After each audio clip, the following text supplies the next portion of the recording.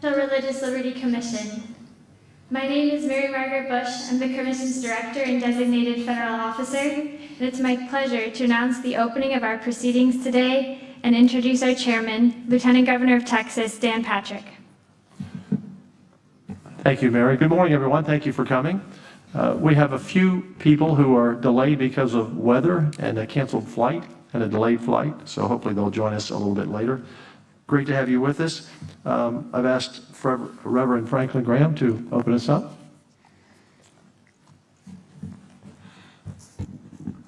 Let us pray. Our Heavenly Father, we come today to pray for our nation, for our president, for all of our men and women who are serving in the military. Watch over and protect them, we pray, Father. And Father, this commission, we thank you for our leadership, for our chairman. Father, we pray as this commission does its work that you will use the findings of this commission to strengthen our nation, to strengthen religious freedom. And so, Father, we praise you today that we live in a country where we can have a commission like this. Father, we ask for your help. We ask for your wisdom. And we thank you, and we give you the praise. We give you all honor and all glory. And we pray this in the name of your Son, my Lord and Savior, Jesus Christ. Amen. Amen. Thank you, Reverend. As often happens, we open our hearings with a 5 to 10 minute opening with someone from the government. We've been blessed to have the President here to one of our hearings. And today we have Assistant Secretary for Health and Human Services, Brian Christin. And Brian? Welcome, sir.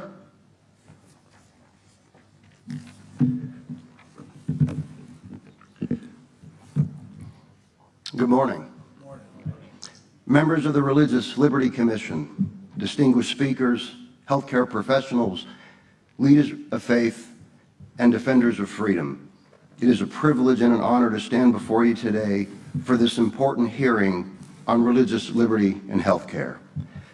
President Trump established this commission in May of 2025 with a clear directive to examine the foundations of religious liberty in America, to identify current threats to that liberty, to develop strategies to preserve and strengthen its protections for all Americans. Religion and liberty are foundational to our beloved republic. They are not competing loyalties, but complementary callings, and have been since our republic's genesis. Alexis de Tocqueville, during his 1831 trip to America, astutely observed that Americans combine the notions of Christianity and of liberty so intimately in their minds that it is impossible to make them conceive the one without the other. Now, this unorthodox approach has not only made us the most enlightened and free nation to ever exist, but acts as the unifying principle and steadfast idea that binds each element of the great American experiment into a single, sacred, and purposeful aim. It is our golden thread that stitched the 13 colonies together, and it is woven throughout our republic's existence. But for the Greeks, it was Homer's Odyssey that animated their ideals through generations. For the Romans, it was the legend of Romulus and Remus that defined the culture that they would create. But for us, the United States of America, our thread is neither epic nor myth. It's far greater. It is the enduring providence of our Creator who delivered a people from tyranny into liberty, guided 13 colonies from the swamps to the stars, and raised this nation from humble beginnings to unparalleled prosperity. To recuse the benevolent hand of God from the American story is to deny our history, to abandon reality, and reject the very heritage that our founding fathers so boldly forged. For from the beginning, long before this republic found its footing, the conviction that God had a purpose for this new land burned in the hearts of those who crossed the Atlantic. On the 21st day of November in the year of our Lord 1620, 102 pilgrims, while anchored in Provincetown Harbor, created the very first governing document of the New World, the Mayflower Compact. And in it, They declared their endeavor was undertaken for the glory of God and the advancement of the Christian faith. A decade later, the Winthrop fleet embarked upon its own perilous voyage that was fraught with a magnitude of trials and tribulations. Amid that journey, John Winthrop delivered a sermon that would not merely be etched in the annals of history, but would leave an indelible mark. Standing before his shipmates aboard the flagship Arbella, Winthrop articulated what at the time appeared to be nothing more than a simple charge, a set of expected standards each were to live by, so that despite the immense difficulty and uncertainty before them, that they, as a body, would remain united in civility, steadfast in their mission, and favorable in the eyes of the Lord. Winthrop's proclamation, which is known to history as a model of Christian charity, laid the foundation for how the new world would operate. It prophetically recognized that despite the rugged, naked, and untamed terrain they would soon be entering, it would be transformed into a shining city upon a hill. And his confidence did not rest upon his crew's ability to acquire great wealth or raise an unbreakable military. Winthrop's intuition, much akin to the Pilgrims before and our founding fathers after, was a byproduct of the values, the convictions, and the principles of the Christian faith that would be the bedrock of the new society that they sought to create. It's a society that has been oriented in a manner that gave God his due, Caesar his due, and the people their due. And this aspiration was rooted in the fact that religious liberties are as essential as our civil, and they always go together. For if the foundation of one be sapped, then the other will surely fall. And these rights are not abstract notions. They're not born of parchment or decree, nor are they the subjective constructs fashioned by the will of mortal man. They are enduring.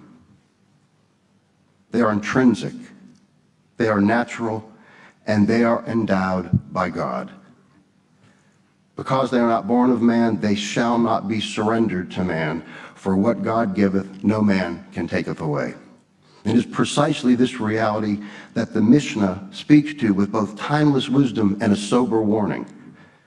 Be careful with the authorities, for they befriend a person only for their own purposes.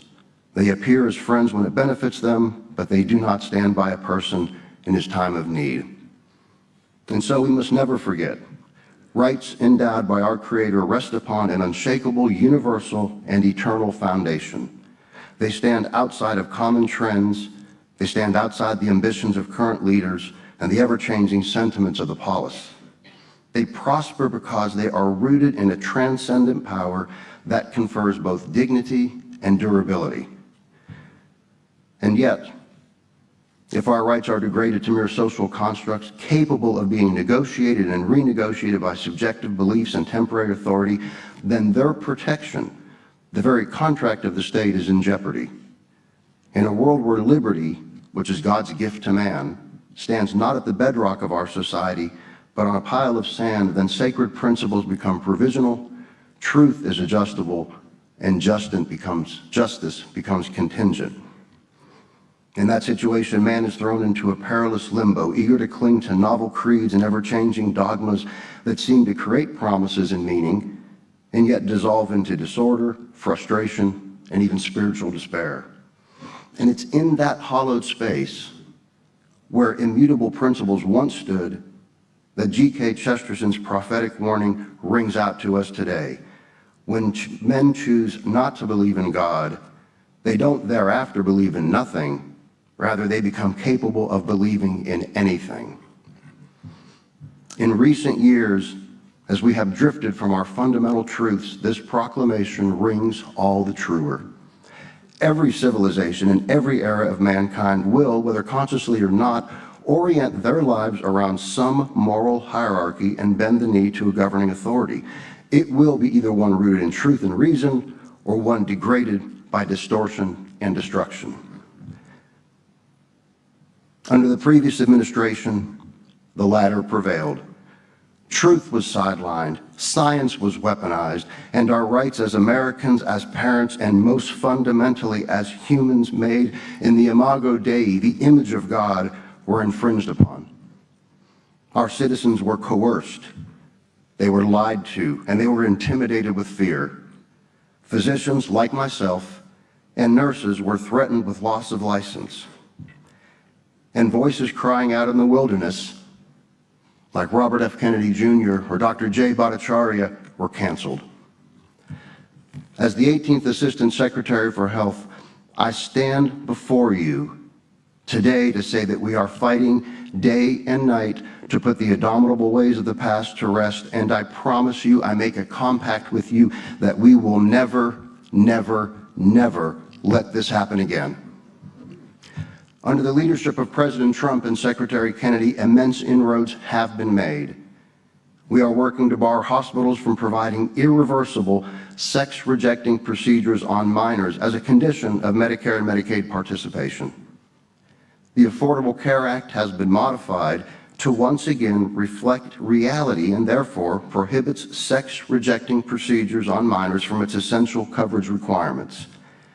And we have reversed interpretations of Section 1557 of the Affordable Care Act to remove gender identity from federal sex discrimination protections, and we have issued regulatory guidance that reflects our devotion to truth, our recognition of the natural law, and our conviction that the laws of nature and nature's God are not theoretical constructs, but are enduring principles essential to the preservation of justice.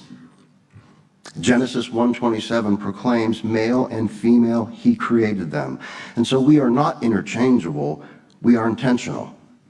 We are not a product of chance, but a brilliant and beautiful design. Within our differences, harmonious, deliberate, and yes, beautiful, we portray the precise image of our Father.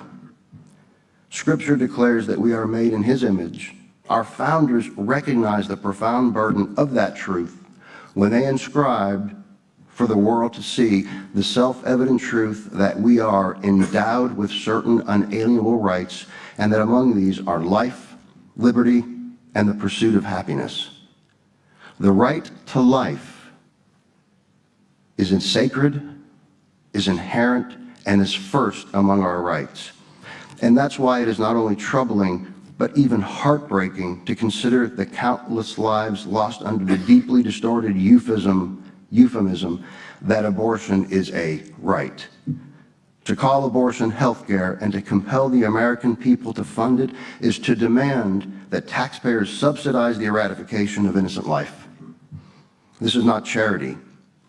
It is not compassion. It is not justice. President Trump is committed to restoring a culture that champions life, and that endeavor starts by ending taxpayer funding for abortion and protecting conscience rights for Americans who should never have to check their morals at the door to practice their profession. Within the first 4 days of this administration, President Trump signed an executive order ensuring the enforcement of the Hyde Amendment. And I'm proud to say that the Department of Health and Human Services remains steadfast in our responsibility to assure that federal taxpayer dollars are not ever used to fund or facilitate abortions or their providers. We in this room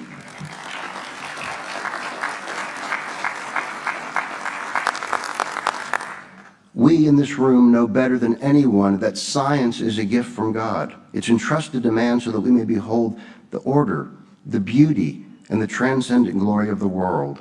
The science and truth are and have always been foundational to the church. From her cathedrals and monasteries, great universities were born. By her charity, the science of healing advanced. And guided by her vigilant care, intellectual inquiry was not suppressed, but was summoned to soar. But science does not triumph morality, nor is it sovereign. It was not intended as a vessel to grant man the authority of the one true Creator, but so that he may faithfully serve as a steward over God's creation. At our department, Health and Human Services, we are committed to maintaining a clear distinction between human advancement and providential authority. When science is severed from the divine, then humanity is reduced and morality is bypassed. The pursuit of knowledge must never be abandoned at the cost of human dignity. And in keeping with this commitment, the National Institutes of Health, under Dr. Bhattacharya, has notified the scientific research community that NIH funds will not be used for research involving human fetal tissue obtained from elective abortion.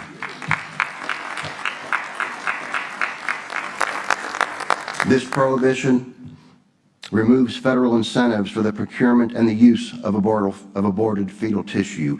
It applies to both intramural and extramural research. It affects new awards, renewals, and ongoing projects that rely upon such tissue.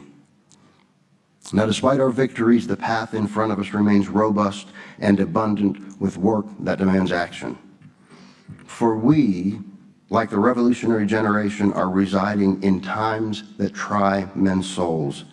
And such times demand the same courage, the same wisdom, the same discipline, and the same fortitude. We too, all of us, we too must stand ready to answer the call of our time while refusing to fall below the standard our forefathers set. For after all, in our remarkable history, few generations have been afforded the opportunity that we have, the opportunity to safeguard liberty amidst a time of immense uncertainty. And I know each of you here welcomes such a call. Not merely as Americans, but as people of faith, we carry a civic duty to preserve and pass down the gift that we have been gifted. And I'm certain that in time history will gaze upon this generation, the current stewards of our republic, and history will see a people who ceased, our republic, and see a people who ceased to abandon their ship amid a menacing storm. I am confident that this era will be marked not by retreat but by resolve, not by surrendering before hardship, but by standing firm against it. And my inclination behind such optimistic sentiments is not steered by a sense of innocence or ignorance. It's not bolstered by a blind romanticization of our nation, but rather my demeanor prevails because it is rooted in the ideals that permitted 13 colonies to become a blessing upon God's earth and to people on perpetual pilgrimage to become a more perfect union. As we commemorate these historic milestones while remaining steadfast in the noble and profound pursuit that gathers us here today, then let us commit ourselves to a legacy not merely remembered, but revered. May we continue to act as a beacon of salt and light and remain steadfast in our faith, committed to our principles, generous in our service, and firm in moral certainty that America's exceptionalism flows from her virtuous people, her monumental history, and her marvelous God. And let us resolve that when our time comes and the Lord calls us home, that we can say, as St. Paul wrote to the young Bishop Timothy, I have fought the good fight, I have finished the race, I have kept the faith. God bless you all. Thank you for letting me be with you. God bless President Trump, Vice President Vance, Secretary Kennedy, and God bless our glorious republic. Thank you very much. Thank you. Secretary, Mr. Secretary.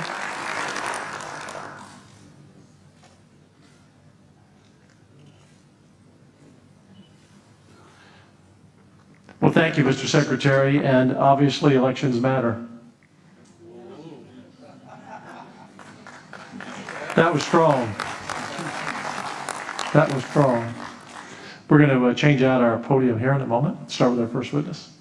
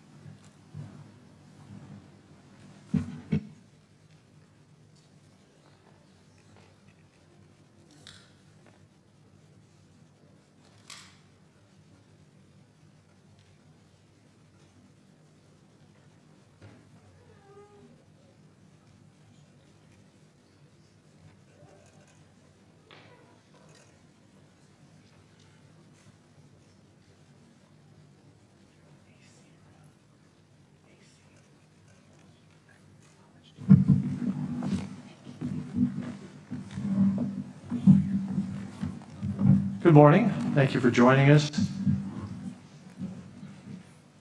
Dr. Ethan Heim, you'll be our first witness. You have the floor. Thank you all so much for having me. My name is Eitan Heim. I'm a general surgeon in Dallas, Texas. So my story starts in February of 2022, when the Attorney General of Texas, Ken Paxton, released an opinion that pediatric gender interventions could be investigated as child abuse. In response to this, in March of 2022, Texas Children's Hospital, the largest children's hospital in the world, released a statement claiming that they were going to shut down their gender program. This is the same type of thing you're seeing today, where you have a major children's hospital release a statement that they're shutting down their transgender program because of some type of legal risk in order to maintain compliance. So in the months that followed, TCH not only continued their program, but expanded it into a multi-million-dollar, multidisciplinary clinic.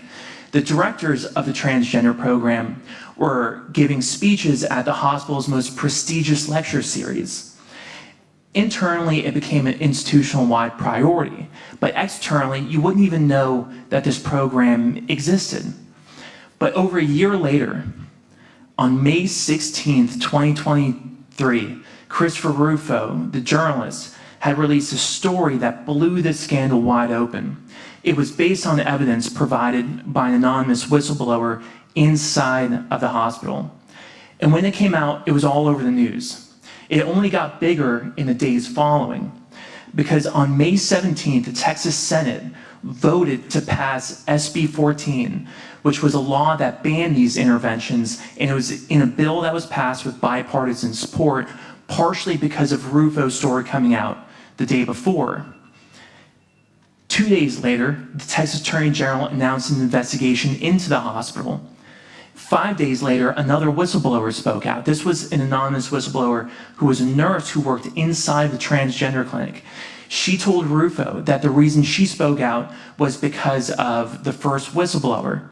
That first whistleblower was me. I knew this was happening because I worked inside of the hospital. The surgeons who were doing these surgeries told me they were doing it. But I decided to blow the whistle because of my faith in God. This had compelled me to do so. Because if we're all products of God's creation, as I believe, then it is my job as a surgeon to heal those creations. This does not mean creating something new, but restoring that which has already been made. What was happening inside of this gender clinic was a complete inversion of that. They were mutilating and sterilizing healthy young children because these doctors believe they hold the power to transform a boy into a girl, that they are the authorities that govern creation. To do nothing in a situation is to be complicit, something that I believe can never be forgiven. After the story came out, no one knew who I was. So I thought that was going to be the end of it. I didn't break any law. I was naive to believe this. But boy, was I wrong. I thought I was just going to go on with my life. So this all started a month later, in June 2023, when the DOJ sent armed agents to my home on the day of my graduation from surgical training, one of the most important days of my life. That's when I found out that I was being investigated by the United States Department of Justice. Soon after, this is when things really go downhill, but soon after I found out I was under surveillance by HHS, the FBI, the Department of Homeland Security, and something called HSI.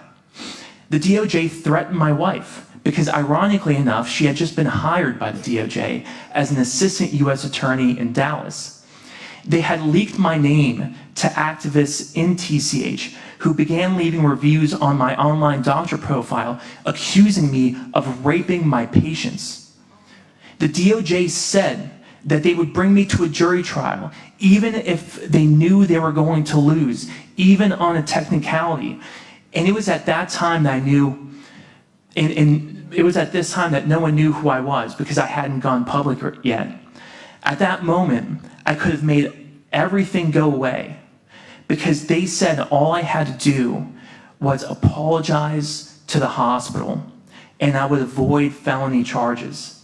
It was clear that this had nothing to do with the law, but everything to do with dominion.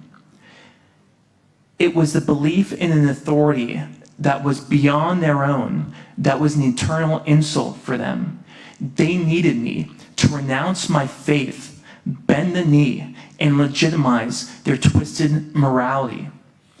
After I responded to their bogus olive branch by giving them the middle finger, which was delivered through my attorneys, of course, they indicted me in a federal grand jury.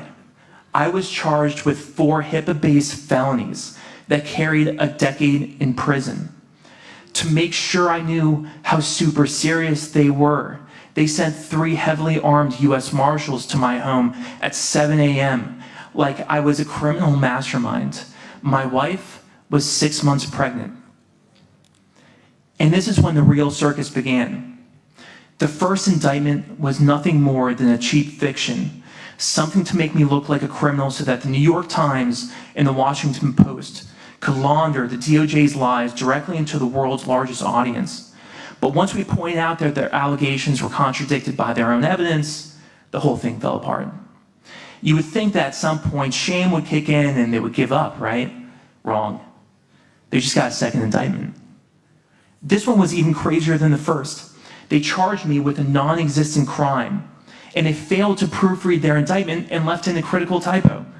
So their second indictment felt just as fast as the first one. But did they hesitate? Absolutely not. They went and got a third indictment. This indictment proved so incomprehensible that we pretty much gave up trying to make sense of it. But I include all of this not to generate sympathy, because compared to other people who were prosecuted under the Biden regime, I had it relatively easy. I include all of these details to make a point. These people knew I was innocent, but they were relentless. Every single day they went to work, and this is what they dedicated their energy to. But it wasn't only the feds. They had the enthusiastic compliance of people I had known for years, people I considered friends and mentors. I thought these were regular, decent people, but when evil showed up to their door, they let it in. So my point is this: for those of us who believe in God and the Christian principles that this country was founded on, the threat to our religious liberty is existential, because the agents of this anti-human ideology have proven relentless in their pursuit of power and shameless in their abuse of it. They will smile as they put the noose around your neck, proclaim you guilty of something they do not comprehend. And as you look out to the crowd, there will be 100 familiar faces cheering at the moment the floor drops from below your feet. Every single one of them aware of your innocence, but cheering nonetheless. This is no doubt very bleak, but this is the truth. And all of you know this is the truth. And you also know this has not gone away.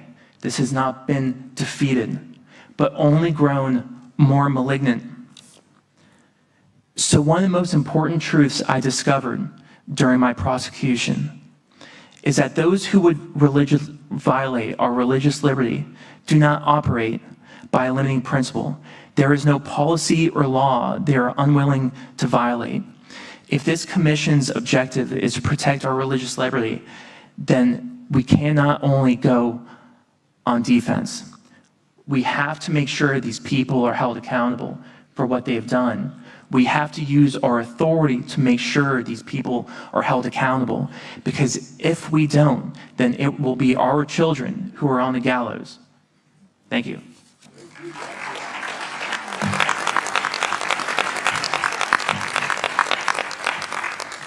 As we always do, we'll hear from all the witnesses, and we'll go back for questions to all of you.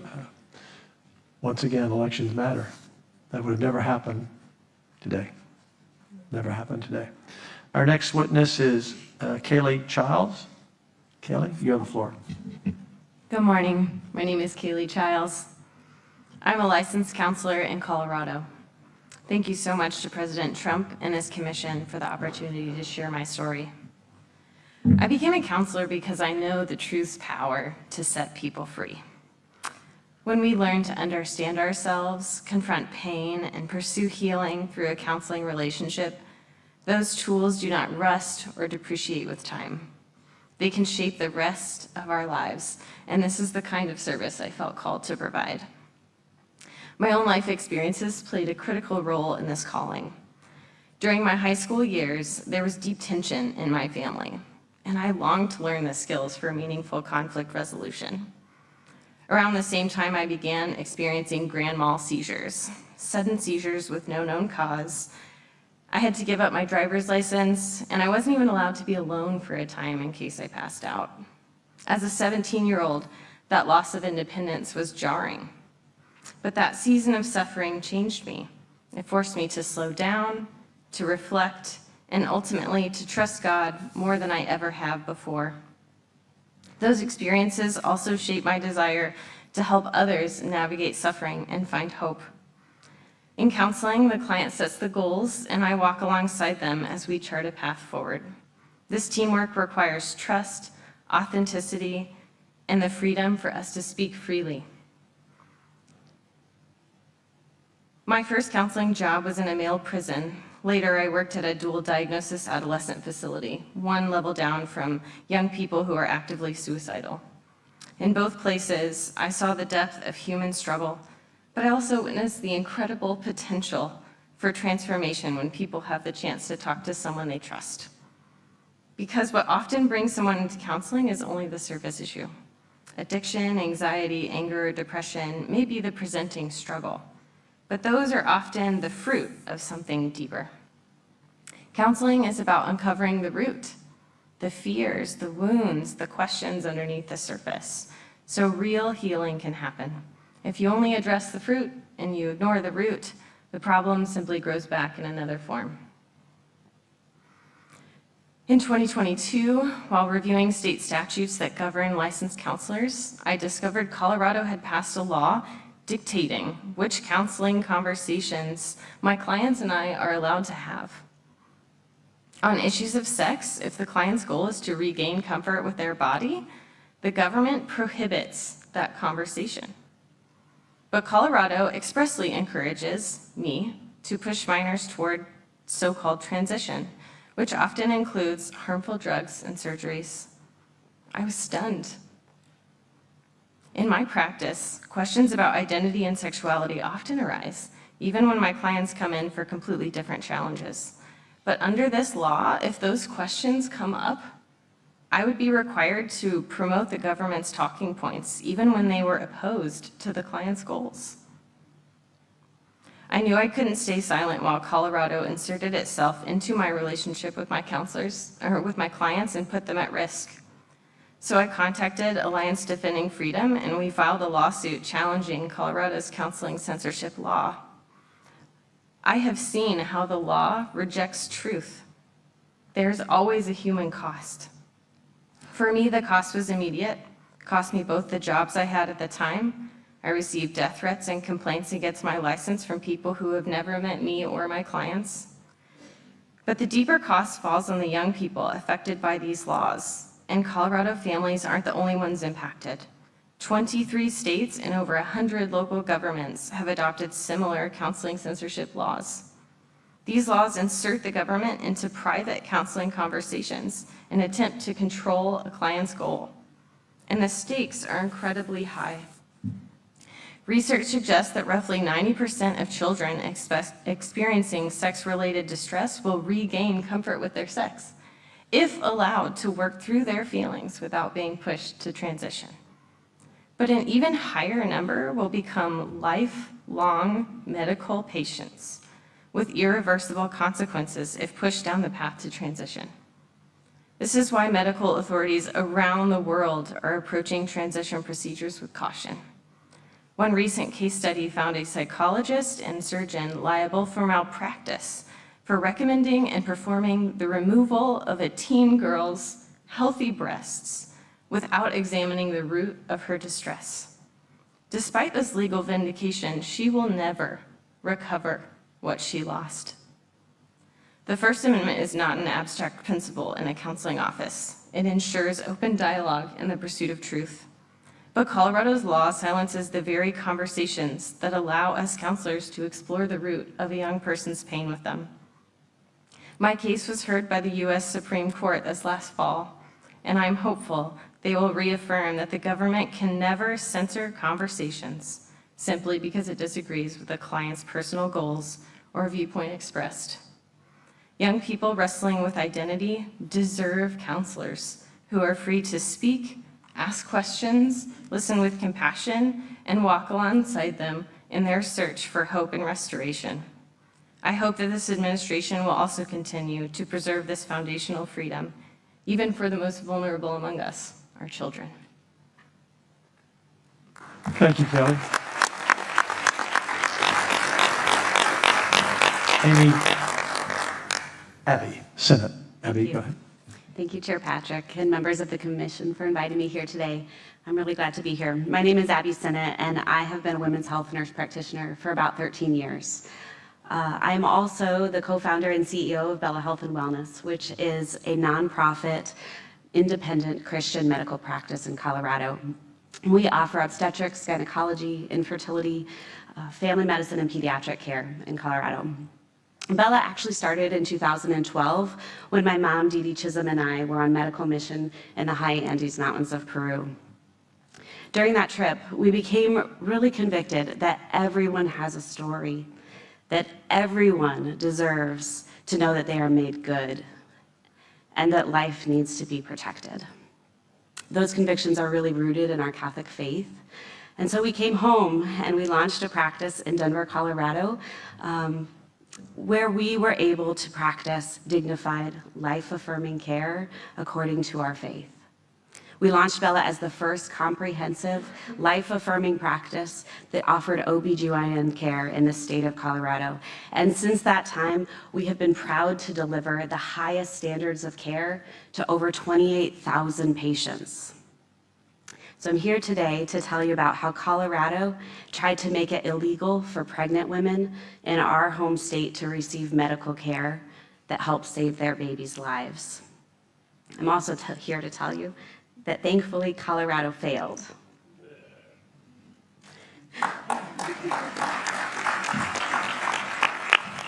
In my specialty as a women's health nurse practitioner and in Bella's OBGYN practice, we often prescribe progesterone. Progesterone is a natural hormone. It is found in the woman's body. It's essential to both achieving and maintaining pregnancy. And it's really been used in medicine for over 75 years. It's often used for risk of miscarriage, to prevent preterm birth, for infertility or menopause, really a whole slew of things. But progesterone is actually also the only known treatment that can help a pregnant woman who has taken the first abortion pill and decides that she wants to continue her pregnancy. And so here's the science in a nutshell. What's commonly called the abortion pill is actually two pills.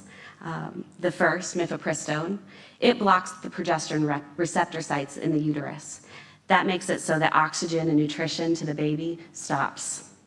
The second pill, misoprostol, that's administered about 48 hours later. That causes the contractility in the uterus that expels the baby from the womb. Okay. The reality is that the decision to have an abortion is often really stressful. And some women take that first pill, the one that interferes with the progesterone, okay? And then they change their mind. And they maybe want to keep their baby. I've also actually cared for women who've taken that first pill, but only because they were tricked or forced. And so if a woman takes mifepristone, willingly or not, and she wants to save her babies, providers can prescribe progesterone to help overcome those progesterone blocking effects. That treatment is commonly known as abortion pill reversal. And at Bella alone, we have seen dozens of healthy babies born to moms of abortion pill reversal.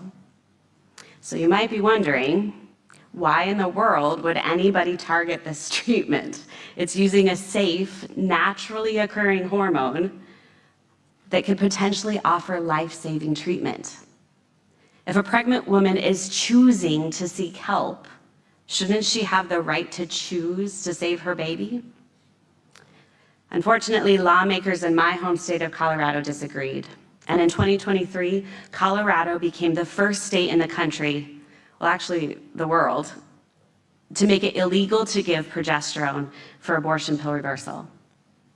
Now, please note, it's still perfectly legal to use progesterone in recurrent pregnancy loss, preterm birth, IVF, or really any other reason, actually. And in fact, in Colorado, they were actively promoting the use of progesterone in gender-affirming care. But the state made it illegal in one, and only one case, if a mom has used mifepristone to try to save her baby. So in other words, according to Colorado, you have the right to choose abortion, but you do not have the right to change your mind. And that prohibition was a ridiculous violation of my religious convictions as a healthcare provider.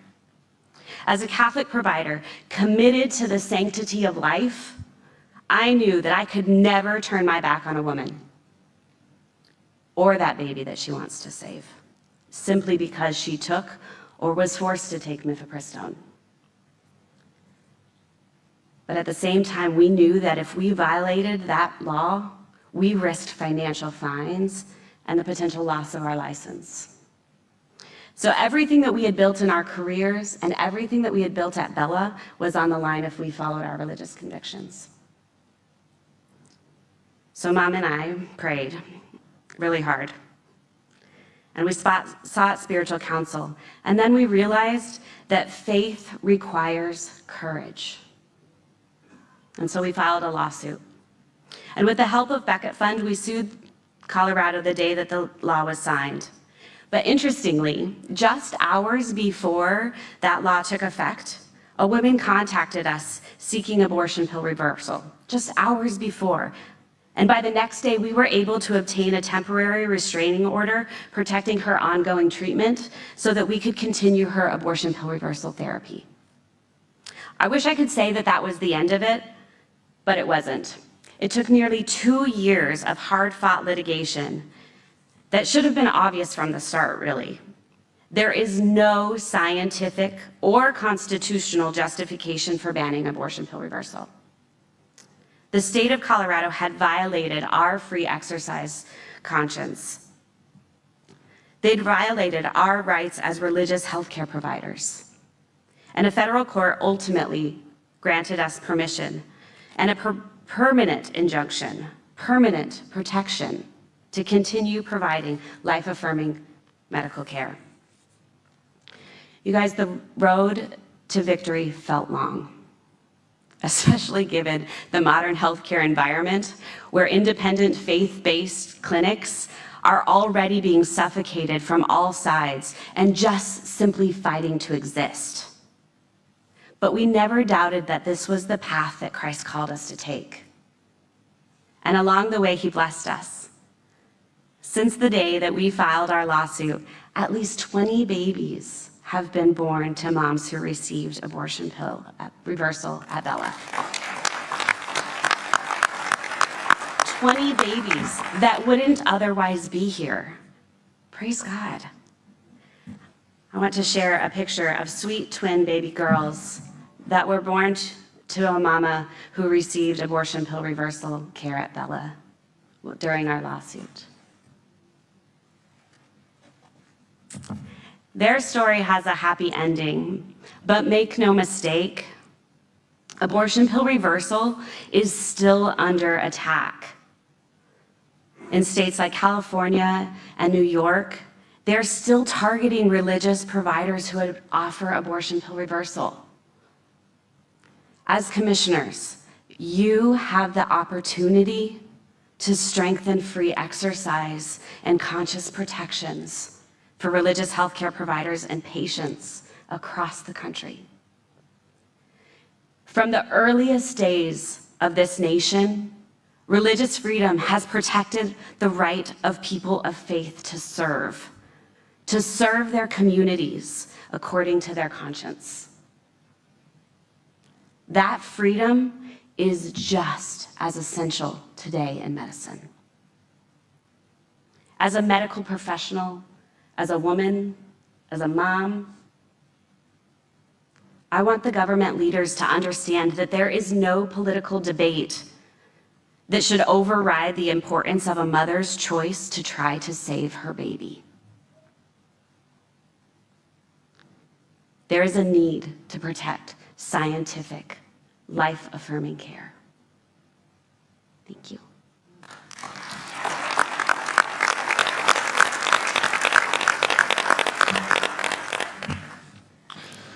Something bad's going on in Colorado, obviously. Valerie Klosterman, the floor is yours. Mr. Chairman and members of the Commission, thank you for this opportunity. My name is Valerie Klosterman. I'm not going to get through this without crying, so I apologize. I'm a wife, I'm a mother, and most importantly, I'm a Christian. I grew up in a farming community near Grand Rapids, Michigan, and that's where my husband Mike and I are raising our 4 beautiful kids. I've attended a United Reformed Church my entire life, and my faith in Christ led me to enter the healthcare profession, to care for patients in a way that honors God and also blesses them. And because I am a Christian, that means I am also a Christian physician assistant. I believe and know that everyone is created in the image of God and worthy of love and respect, that God created humans, male and female, as a reflection of His image and for His glory, and that God doesn't make mistakes. My first job after graduate school was at a local outpatient clinic called Metro Health.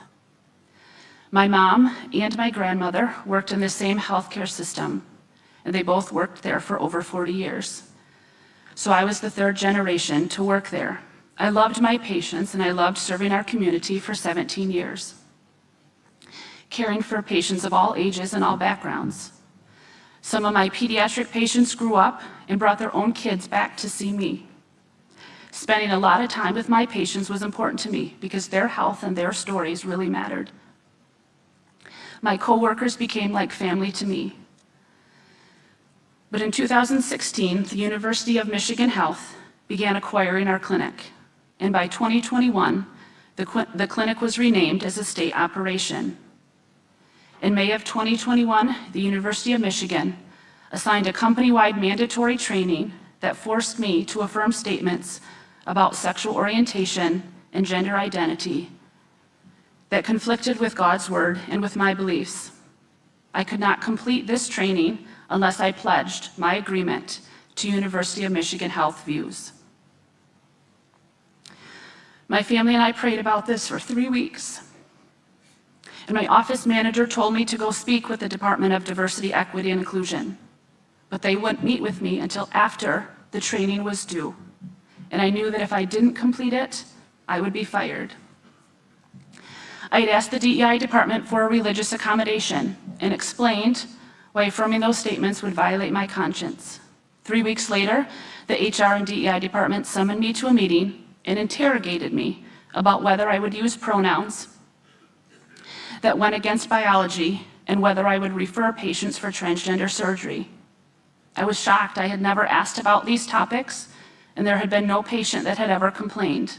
But I explained that because of my faith and my medical judgment, I could not use pronouns that conflicted with biology. I stated that I could use patient names and instead of pronouns to respect their wishes.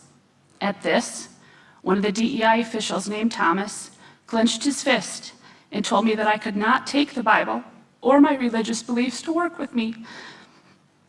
Thomas asked whether I knew what would happen if every provider took their religious beliefs to work. And I said that patients would experience compassionate care because Christian health care providers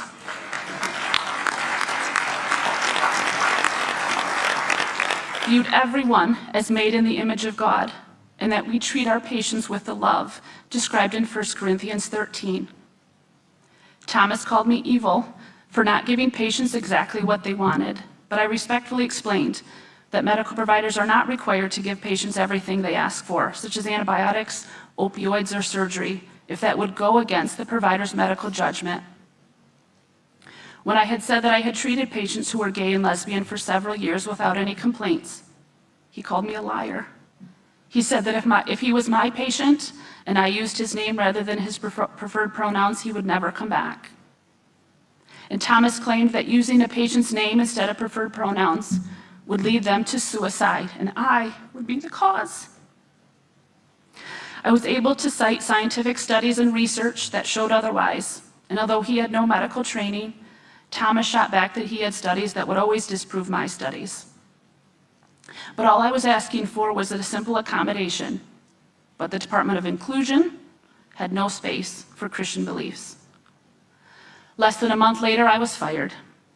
The staff member who was supposed to advocate for me summoned me into a conference room with my termination letter on the table.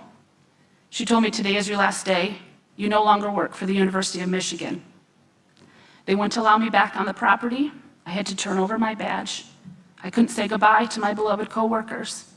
Even worse, some of my patients I knew were waiting for important test results, and I never got to follow up, and I never got to say goodbye. These were patients who had trusted me at their most vulnerable moments, and I let them down. A few weeks later, my coworkers boxed up my belongings, and one by one, they came out to the parking lot to give me hugs and to cry with me. They told me they were sorry and that they did not understand why such a great provider would be fired without explanation. Every time I drive past the clinic, which is across from our grocery store near the library and the post office, I fight back tears. I think of my friends still working there. Many of my patients have actually reached out and told me that they were very upset when they found that I was fired. But it's been a blessing to me that some of them have come to see me at my new clinic. And by the grace of God, I was able to find another job. And to this day, I continue serving patients of all backgrounds, motivated by my Christian faith. What happened to me broke my heart. I don't want anybody else to experience this kind of religious discrimination. And that's why I found First Liberty Institute. And in 2022, we filed a lawsuit in federal court. In 2023, the court held that the hostility I experienced likely violated the free exercise clause, and that the hospital's refusal to accommodate my religious beliefs while accommodating the preferences of other providers likely violated Title VII and the Equal Protection Clause. But after that ruling, the University of Michigan tried to throw the case out of court and into arbitration. But with the help of Clement and Murphy, we appealed to the Sixth Circuit, which held that my case belonged in court and the hospital was too late to change the forum. And almost 5 years after I was fired, we're seeking a final judgment so that other people of faith are legally protected from this kind of heartache. And I'm praying that God would use my case to protect religious freedom for my children and the next generation, so that they can freely live out their faith in the workplace and not in fear. For God has not given us a spirit of fear, but of power and of love and of sound mind. 2 Timothy 1:7. For this case is not really about me, it's about God and honoring the call that He has given me. And in closing, if I may, I'm so very grateful for this administration's commitment to protecting conscious rights. The Department of Health and Human Services has launched an investigation because of my case, and I am hopeful that HHS will continue its important efforts to investigate conscious complaints and enforce existing laws. I would also offer 3 recommendations to the Commission. First, to encourage Congress to add a private right of action to the church amendments, such as the Conscious Protection Act, which is recently introduced. A law like this would have made it easier for me to find a lawyer and seek justice without procedural hurdles. Second, that hospitals receiving federal funding should be required to adopt written policies that clearly define conscious protections, with internal procedures ensuring that providers like me can receive religious accommodations without retaliation. And third, the government should prohibit staff trainings or policies that coerce providers like me into violating our conscience, whether it's by forcing us to affirm statements or participate in procedures that would be considered harmful to patients.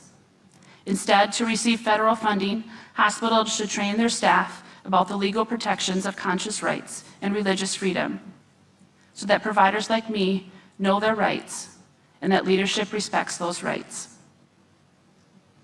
Thank you for listening to my story, and may God be glorified.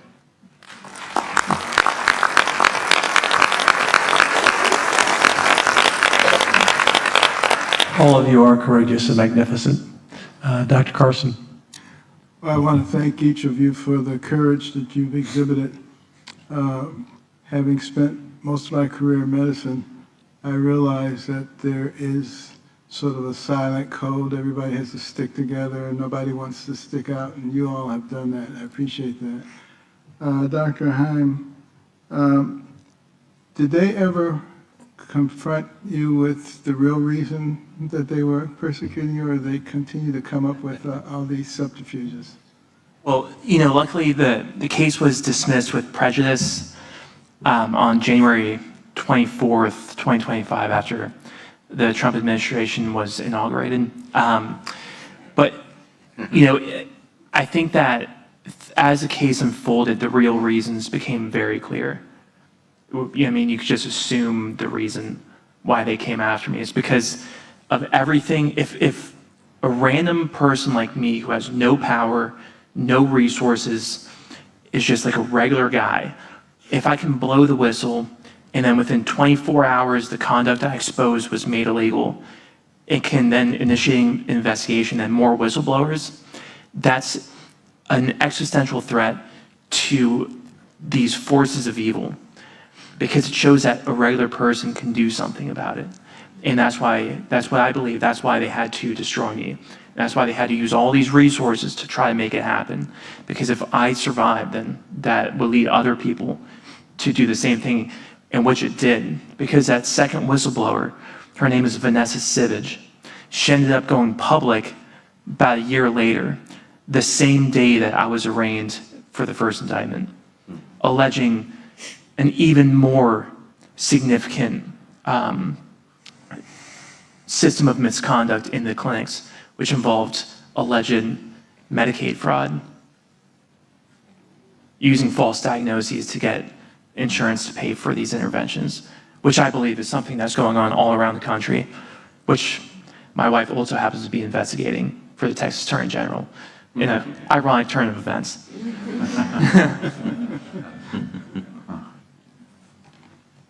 Ryan? Yep, great, thank you. To all four of the witnesses, these were just so powerful testimonies, and I'm sorry for what you've had to experience, but thank you for sharing. And I wanted to offer a couple observations and then ask a question. Eitan, when we first met, you came out to visit my wife and me and our kids, and for those who don't know, we live on a small farm in Virginia, and it was around this time of year, it was lambing and kidding season, so we had some baby lambs and some baby goats, which are called kids, and Eitan was helping my wife castrate the newborn lambs and kids. And the observation I wanted to make is that you don't need to be a devout Jew or a devout Christian to realize that it's okay to castrate baby goats, but not to castrate baby humans. And it just strikes me that before we even get to the religious liberty violations, something else has gone wrong in our legal system, in our healthcare system, that even though Texas had passed a law prohibiting sex-rejecting procedures, your hospital was still doing it, and that's why you had to blow the whistle. Or take the Colorado example, the fact that it's a one-way ratchet. The only therapy you can receive in Colorado is to encourage you to transition as a minor, right? So it's a religious liberty violation, but you don't need to be religious to know that we shouldn't be transing the kids. Same thing is true in Colorado with the abortion pill reversal. You could be a secular woman who took that first pill because you were coerced, and then you want to reverse it. Or you took that first pill because you were scared, and then you regret it, and you want to reverse it, right? So before we get to any of these four testimonies, a religious liberty violation, something else in the healthcare system has gone wrong. And I think that's important to note for our recommendation. The best protection for religious liberty in healthcare is not practicing unethical medicine in the first place. And what happened to all of you, you were being asked to practice unethical medicine. And it's not just religious people who have those scruples. So that's one observation. The other observation is, but in a certain sense it is. each and every one of you mentioned the Imago Dei.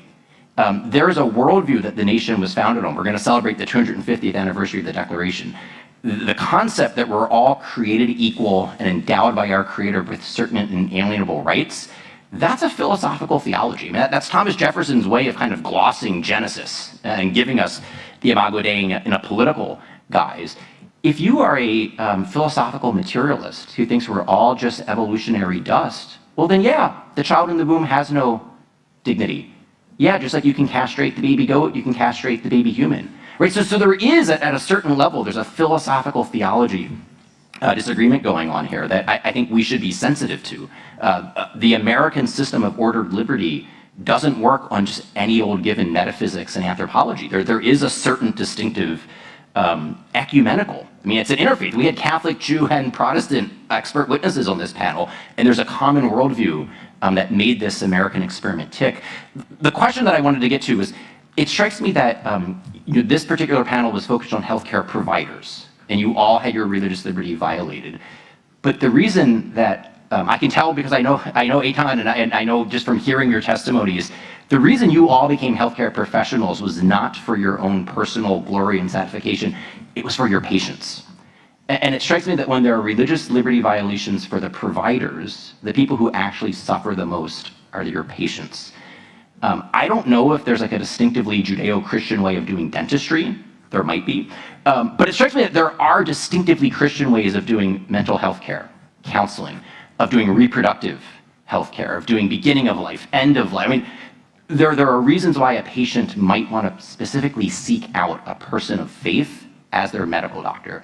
And so I just wanted, the question was really for any of you, but particularly for Bella Health, for Kaylee, for mental health providers, can you describe why it is that your patients want you and want Bella as their healthcare provider? Because it strikes me that you are offering something that you can't get from the secularist doctor, and that we should highlight that. That strikes me as very valuable. I'm happy to share. Thank you for asking that question. It's so true. At the end of the day, each of us holds something that is so important in who we are. We know that we are made good. We know that we have been created well, and we want that for ourselves, and our heart desires that for ourselves. And so we seek those who can help us to be the best versions of ourselves. And how are we going to protect that? How are we going to protect that for our children? How are we going to protect that for our grandchildren? We go to the people who can help to protect those things, especially in the most vulnerable places of our bodies, our mind, our reproductive organs. Those are the most vulnerable places that we have. And so we as patients, as a mom, I seek somebody who's going to help me to do what needs to be done for my children. And I think that's a really important piece. Mm-hmm. Anyone else wish to answer? Eitan? It's like the perception of human physiology as designed in a certain way, where Aristotle, he defines it in Nicomachean Ethics as like the physiology is the way that a human can survive and thrive, right? Where there's this innate mechanism that's been created, which our job is to preserve, and it's the preservation of that physiology that is what it means to heal. Like, to heal is not just anything. You can't just do anything and heal, right? It's the preservation of what's already been made. And what we see with everything, with all these forms of kind of twisted medicine, is these people who believe that there's this design that they can make, that they're above these laws that control our world. Bishop Barron? Yeah, thanks. Am I on here? There we go. Thank you very much. I found the testimonies very powerful, and this happens to me a lot on this commission. I listen to testimonies and I think, I'm living in upside down land. At times you wonder how, and it touches on Ryan's point about metaphysics and a basic philosophical and biblical approach to reality. It's been turned upside down. The Colorado case just strikes me as a species of insanity. I mean, that you wouldn't be able, according to someone's own desire, to reverse that process. But I want to ask all of you, it's a simple question, and I've got my own thoughts on it, but I'm curious to know yours. Why is this transgender issue of such central importance to the secular culture? Why is that the one that we are fighting with such tenacity to preserve? What are your thoughts on that? Why that issue, transgenderism? It's at the very source of who we are created to be. If you want to strike at our faith, if you want to strike at who we are, you strike at our identity. It's evil. That's what it comes down to. Start at the evil, or at the basis. Yeah, we believe we're made in the image of God. I believe. Which, good? Okay. Yeah, we believe we're made in the image of God, and ultimately that's who they want to fight. The world is not a friend to Christ. And that met me at my front door, right, with my kids, knowing they were going into a world that was not friendly. And we are not assigned gender at birth. It's assigned by God. But that is not what they want. The human wants to fight against that. And thankfully, we've been given, sound minds to be able to make that decision. One of the things that the illogicalness of it, if that's even a word, I was told that I needed to affirm that gender is fluid, but yet I needed to perform transgender surgery. If I did the one and gender's fluid and they changed their mind, how illogical is that? So even just to have that conversation of how this doesn't even make sense, right? I wasn't even given that opportunity. I was stopped at the front door. And that's the scary piece, but that's also why I think all of us are willing to do what we're willing to do, is not only for our jobs, but for our kids moving forward, even if it's just a voice, even if I make no difference, my kids see me fight, and that gives them the opportunity to step forth as they get up to do the same thing. Kaylee? I think part of it too is our preference, especially in the mental health field, to believe that counseling is not philosophical or existential. And the attempt to not impose values has become, you're not allowed to say what your values are. And as in a counseling relationship, it's important that the client can be authentic and transparent, and that the counselor can be authentic and transparent. And some combinations are just not a good combination. And it's really important for the client and counselor just to be able to acknowledge that. And so if we can't even acknowledge that counseling is philosophical, it is foundational, it is existential, then it's going to be impossible to find a good fit for someone who can help you with that foundational level and then build upon it. Abby? Oh, she already. Oh, you okay. I think that the answer to that question can be illustrated in the final pages of George Orwell's 1984. I know it's kind of like an overused metaphor, but there's a scene between Big Brother and then Winston, the main character, where he's being tortured, and in order to be freed from the physical pain, he has to affirm this truth that 2 + 2 = 5. And compared to what's happening today in our country, that's kind of mild, right? It's like 2 + 2 = 5. That's a much easier thing than a boy is a girl, right? And I think what that scene illustrates is that for the tyrants to maintain control of us, we have to take in this lie, undignify ourselves. We have to debase ourselves, because only then can we become controlled. And when we believe in an authority that is beyond them, then we are not controllable. And I think that's what it comes down to, is these people need us to become debased and undignified. But for those of us who refuse to undignify ourselves, we represent a great threat to them.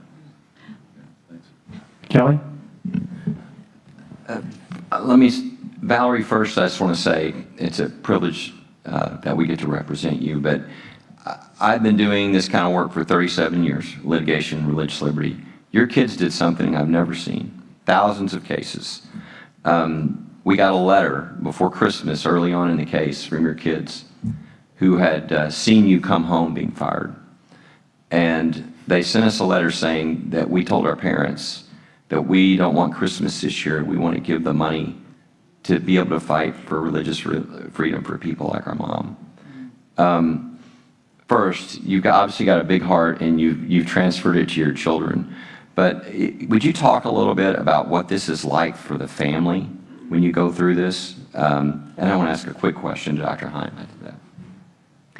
So I have just a I have 2 boys and 2 girls. I have a set of triplets, and then 1 more. We raise our kids to be godly, and we thought we were doing a good job. And then this came, and it gave us that opportunity to witness to them. Conversations we had around the dinner table that we didn't expect to ever have. But I do think it has given them the opportunity to ask questions, to see our faith being lived out. But with that came consequences, missing baseball games, upcoming field trips that we have to say, sorry, we can't participate in because we have something going on. Sadness to not being able to maybe 100% give myself to them as a mom.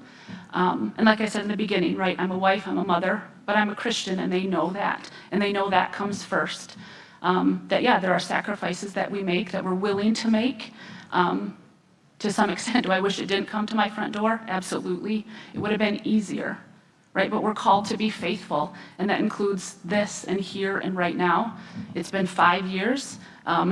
They had kind of said, oh, your kids will be graduated from high school by the time this is done. Now they're like, well, they'll be graduated from college by the time this is done.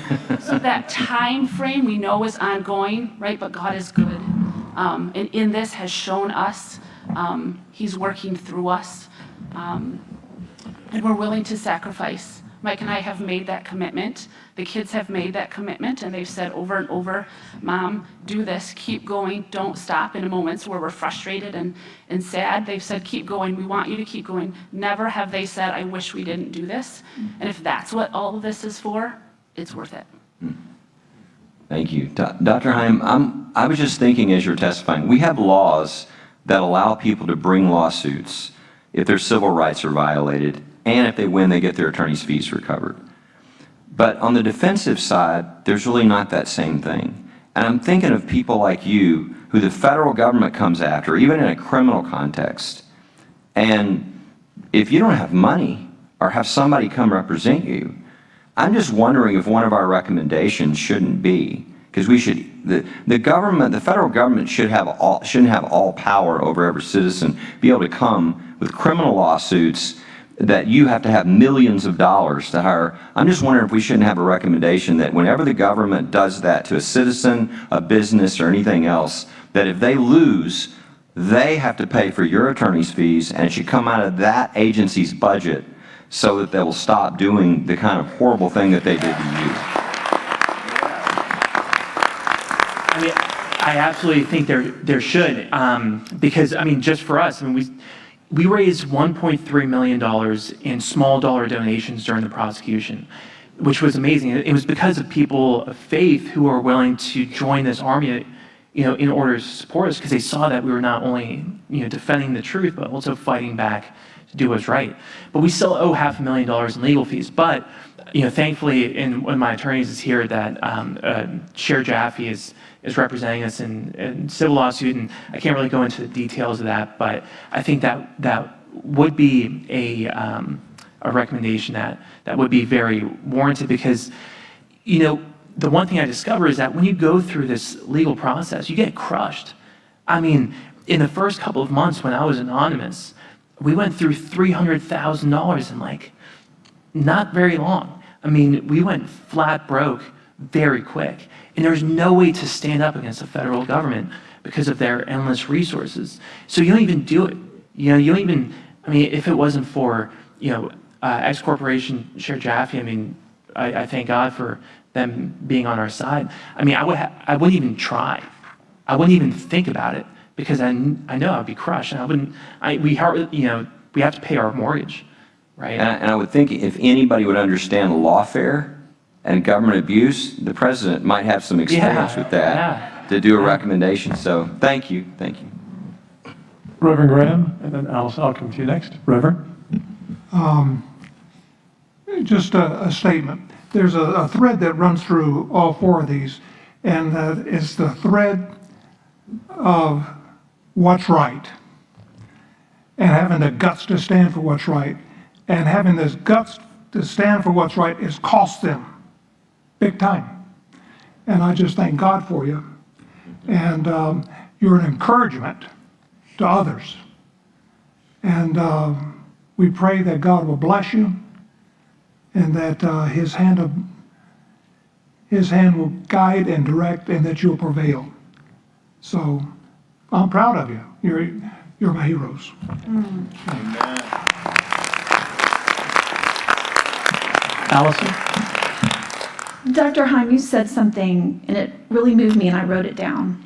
And when you were talking about your colleagues and friends that you thought might stand with you and didn't, you said when evil showed up to their door, they let it in. And each of you, when evil showed up to your door, you strode out to do battle with it. And I'm so grateful for you and for your courage, but I wanted to give, whichever you would like to take the opportunity, what enabled you, like to what do you give credit and for the fact that when evil showed up to your door, you strode out to meet it, whereas for a lot of people, the opposite is true, that when evil showed up to the door, they let it in. And any of you that would like to answer that. I'd love to answer that, because one of the things that we work through in counseling is one of the most common experiences in addiction is when your stated values are not the same as your lived values if someone were to watch your life. So I think this is when we are grounded in what we believe. Many religions believe that sex is immutable.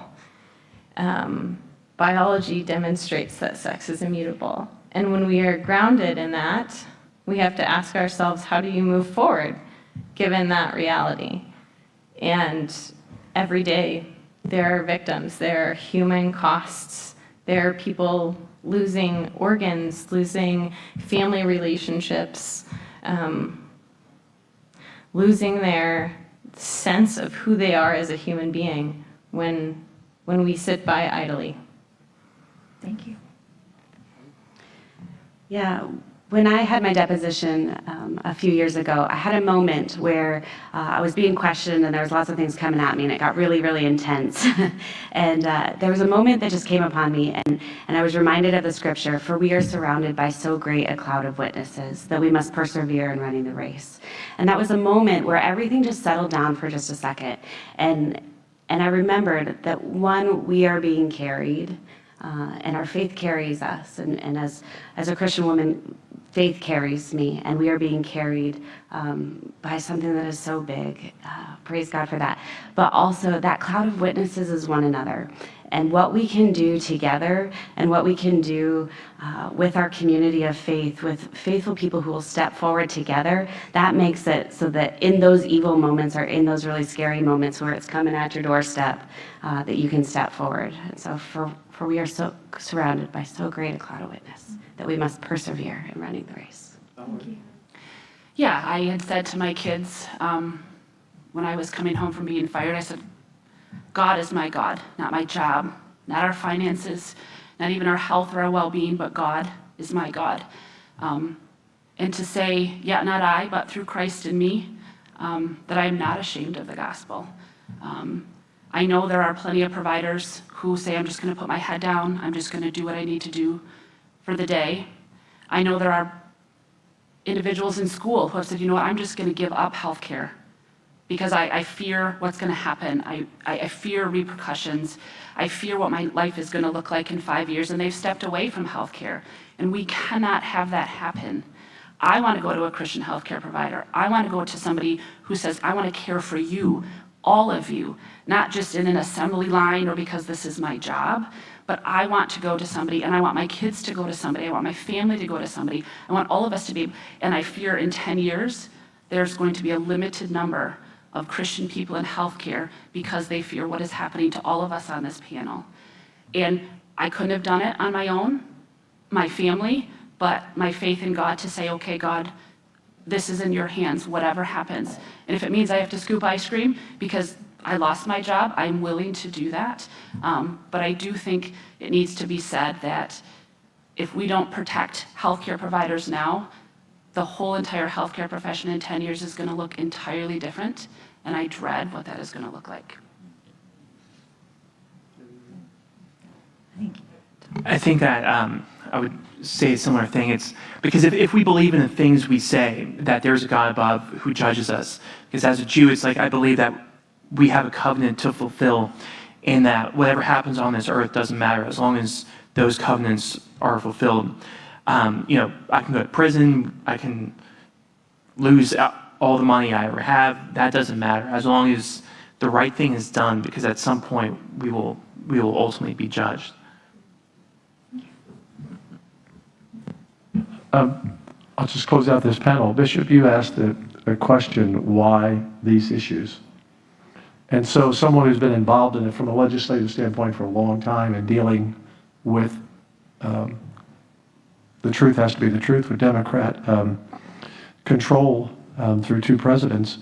I remember when President Obama said, if you don't allow boys to use the girls' room, we will hold back your federal funding. And I talked to the superintendent of the Fort Worth School District that time. They had 3 transgender out of 86,000 students. So when you hear this conversation, we've had a lot of witnesses, members, that lost something. But this is pure evil. This is taking someone's life, or changing a life, or denying a child being born. This is evil, and we hear time and time again in this committee of all the hearings we've had, these administrations, they didn't just want to stop you, they wanted to punish you.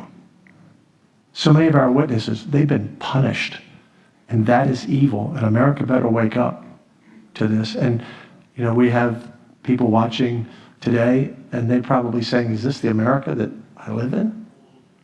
So one of the things we have to do, members, as on this commission and our final report to the president, is we need to be sure that America knows their rights, and America knows that evil is among us. And I don't think it's an accident, Bishop. There's a leftist movement who wants to divide and destroy our families and destroy God and be God. It's clear. And the way you do that is destroy families. On the simplest things, transgender surgery or boys playing girls sports, the simplest thing that makes some Americans say, well, I'm not really sure about that. So, any other questions, comments, members? Thank you. You were a great panel. We honor you. Thank you. Thank you.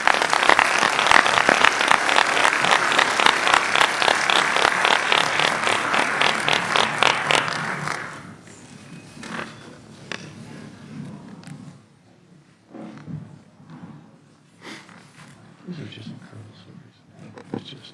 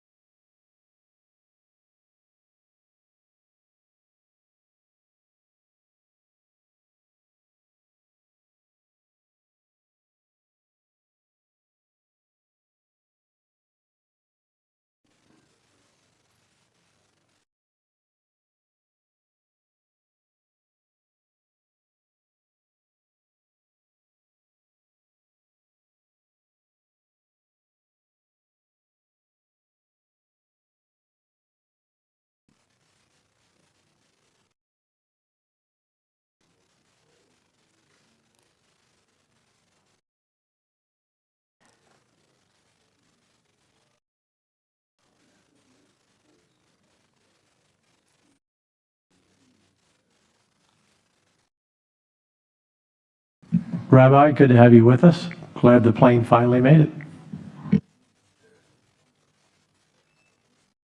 Members, we are on time so far, maybe running 5 minutes behind, but we'll move forward. Jean Marie Davis, hi, how are you?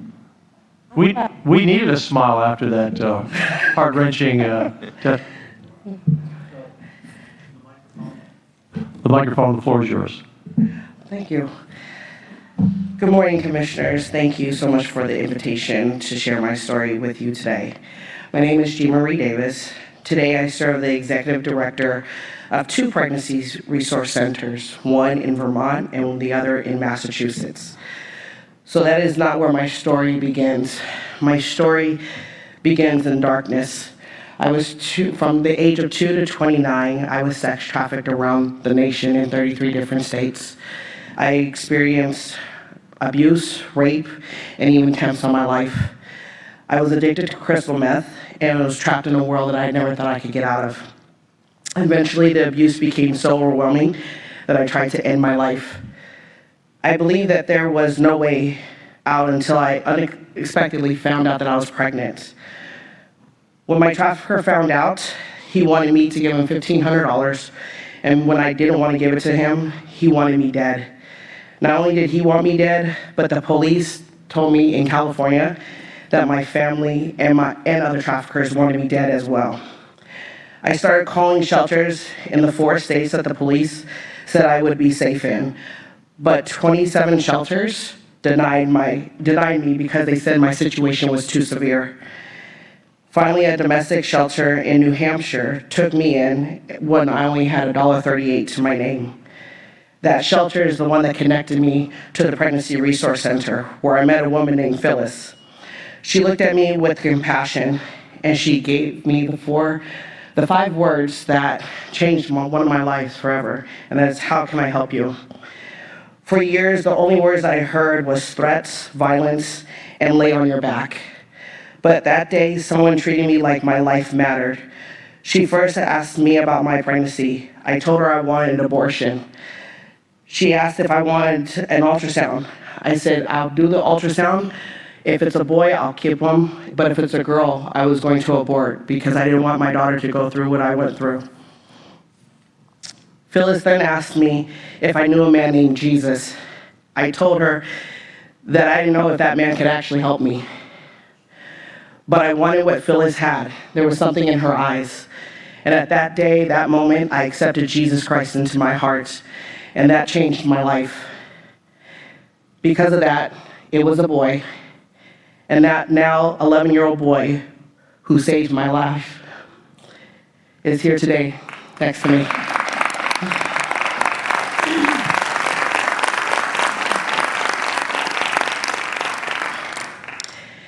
At that pregnancy center, I felt something that I had never expected before, was hope. And that changed everything. With the support of that center, I began rebuilding my life. I overcame addiction, pursued education, and eventually earned a degree at North Point Bible College. As only God could orchestrate, several years later, I became the executive director of a pregnancy center. Today, I help women who are walking through the same darkness I once lived, women escaping sex trafficking, fleeing from abusive relationships, women who believe abortion is their only option because no one has shown them another way. When they walk through our doors, they are met with the same words that changed me, which is, how can we help you? Because pregnancy centers exist for one reason, to provide real help for women who feel there's no options. Every day we provide pregnancy tests, parenting classes, essential items for families, along with assisting women in domestic violence and human trafficking situations. We walk with women not just for a moment, but often for life. I know personally that this changed lives because I stand here today, proof that my life has been changed. But despite the life-saving work, pregnancy centers across the country are facing growing attacks, and the government often tries to silence them. In Vermont, the state passed a law targeting pregnancy resource centers, threatening us with massive fines and restricting our ability to provide information and support to women in need. So in 2023, I had no choice but to challenge Vermont's law. With the difficult legal battles, I am grateful, actually proud, to share that last year we won that case with the help of Alliance Defending Freedom. Vermont amended its law to no longer discriminate against centers for offering life-affirming services. Pregnancy centers must be free to serve women and their families without fear of government punishment. To silence these centers is to silence hope. My story proves things that critics often refuse to acknowledge.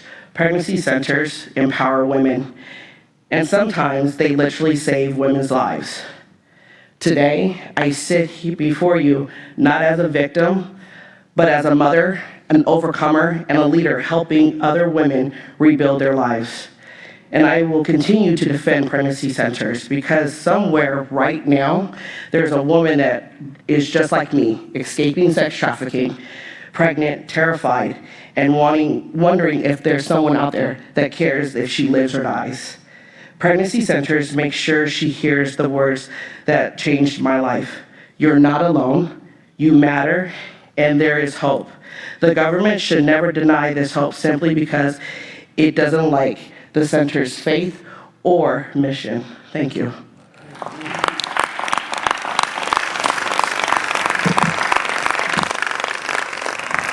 Anyone looking to do a movie on someone's life should be looking to you.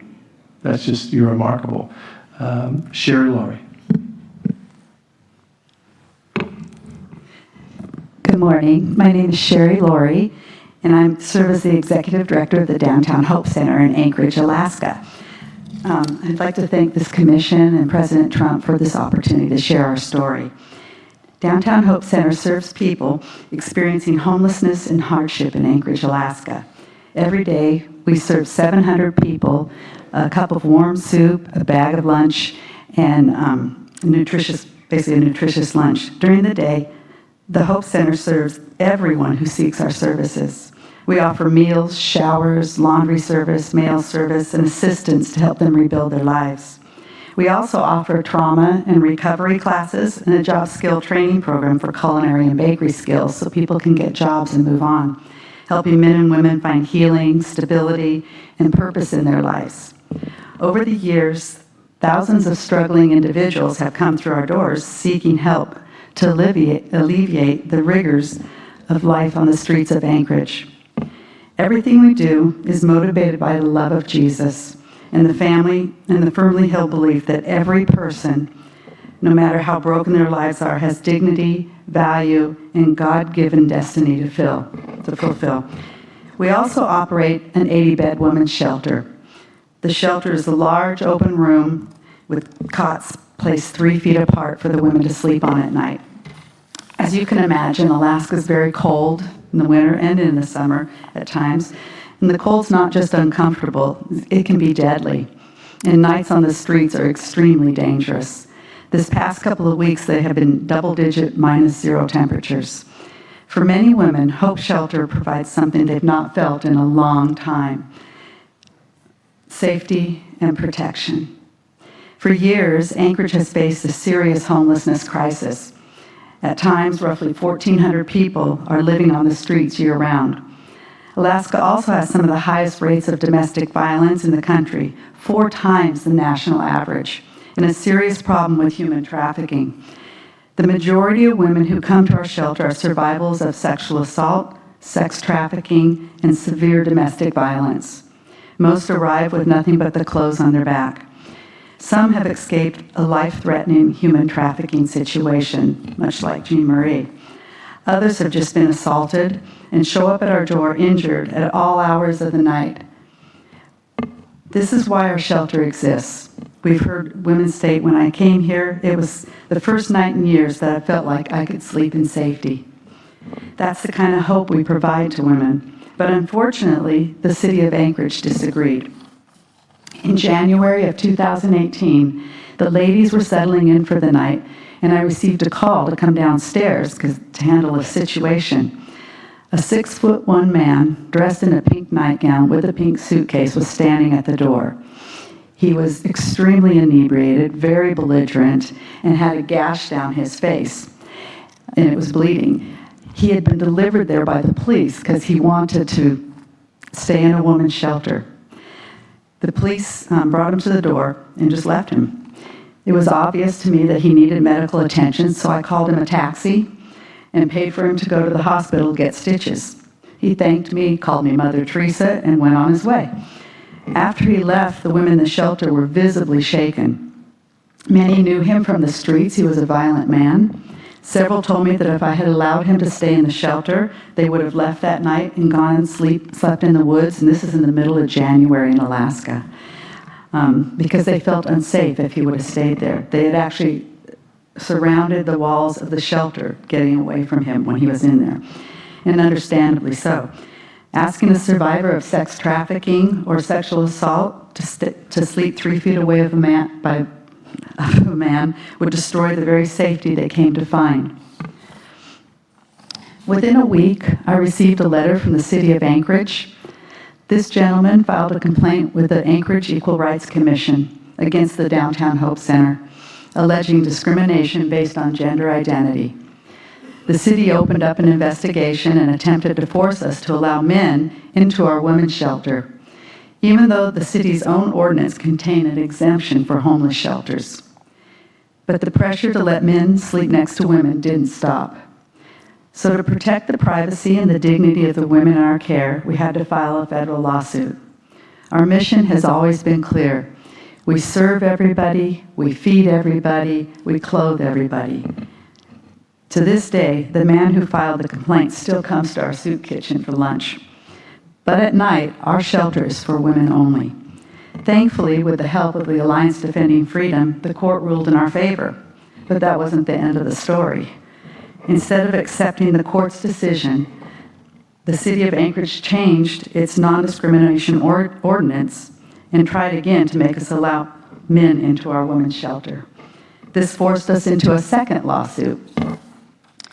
Thankfully, the courts again protected our freedom to exist consistent with our belief that God created men and women distinct in design. Our freedom to serve women should never have required years of litigation. Freedom is a God-given right, not a privilege granted by whoever holds power. Women should never have to worry whether their safety and privacy will disappear with another ordinance change. At the Hope Center, our mission is hope restored, hearts renewed, lives transformed, and we see it every day. Religious liberty is what allows us to remain faithful to the convictions that made this mission possible. That's why we are grateful for the work of this administration, this administration is doing to protect the first freedom. And we urge leaders at every level to safeguard it, so ministries like ours can continue serving those who need it most. Thank you for your time.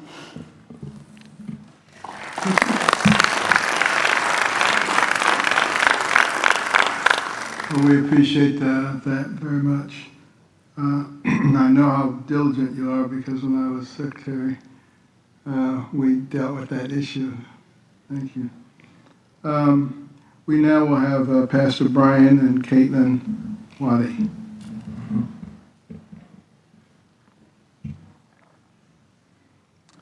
Thank you to President Trump and this commission for allowing us to speak about our experience as foster parents. My name is Brian Waddy, and this is my wife, Katie. We have dedicated many years to serving our community in Vermont. I'm a pastor and a school teacher, and Katie homeschools our 5 children. Together, we've tried to live by God's call to do justice, love mercy, and to care for the orphaned. In 2014, we saw a growing crisis in Vermont. The opioid epidemic had hit our state particularly hard, and there were more children in foster care than there were loving homes to accept them. Our church had started a recovery group, but Katie and I felt called to do even more, so we stepped forward. And our family had the privilege of fostering and ultimately adopting 2 brothers. Foster care is partnership with the state, working together to bring children safety and stability, and whenever possible, reunification with biological parents. For years, our relationship with Vermont's Department of Children and Families was a success. But in 2022, that changed. When we sought to renew our foster care license, the state introduced a new policy. It required parents to promote gender ideology, including telling children that they could change their sex and using inaccurate pronouns if a child desired. We told the state that we would love any child who came through our door, and loving a child means speaking the truth in love. We believe every child is wonderfully made. We would never tell a child that God made a mistake and that he or she was born in the wrong body. This issue is deeply personal for our family. As a child, I struggled with gender dysphoria. My experience confirmed what research shows now. The majority of children who experience these feelings will find peace with their bodies if they are given time, support, love, and the freedom to grow. I know personally that there is nothing compassionate about confusion. Love requires truth. And I will be forever grateful to my parents for loving me unconditionally and speaking truth in my life about who I am and how God created me. When we told Vermont that we would love and care for any child, but could not harm them in this way, the state revoked our foster license. Vermont also revoked the license of another remarkable family, Brian and Rebecca Gant, for similar reasons. The Gants specialize in caring for children with special needs and have adopted 3 children from the foster system.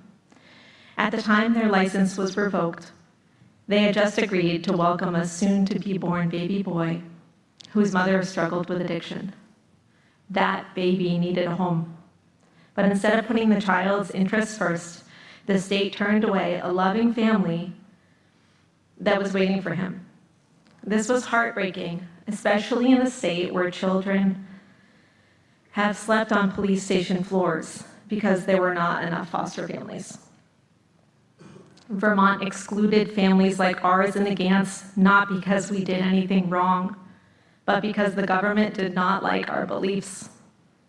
And Vermont is not alone. Kids are suffering in other states that have enforced similar policies, including Massachusetts, Oregon, and Washington State. These policies label families like ours unfit, even though many of us have spent years successfully caring for foster children. That raises a troubling question.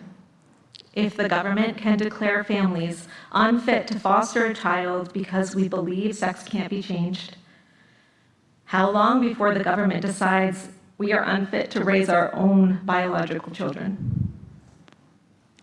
Which is why we felt we had no choice but to sue the state of Vermont for violating our First Amendment rights, which we did in 2023 with the help of the Alliance Defending Freedom.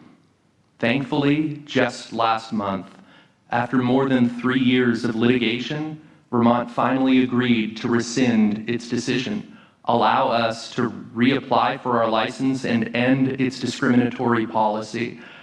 But this should never have required a courtroom. The government shouldn't target parents who embrace the truth that there are only 2 sexes, equal in worth, different in design. Today, we are grateful to this administration for the steps it has taken to protect kids. We appreciate the Administration for Children and Families for sending letters to Vermont and other states warning them for their exclusionary policies that violate the First Amendment and federal funding guidelines. We know that when law rejects truth, there is a human cost. But when government respects religious freedom, more families step forward, more children find forever homes, and communities grow stronger.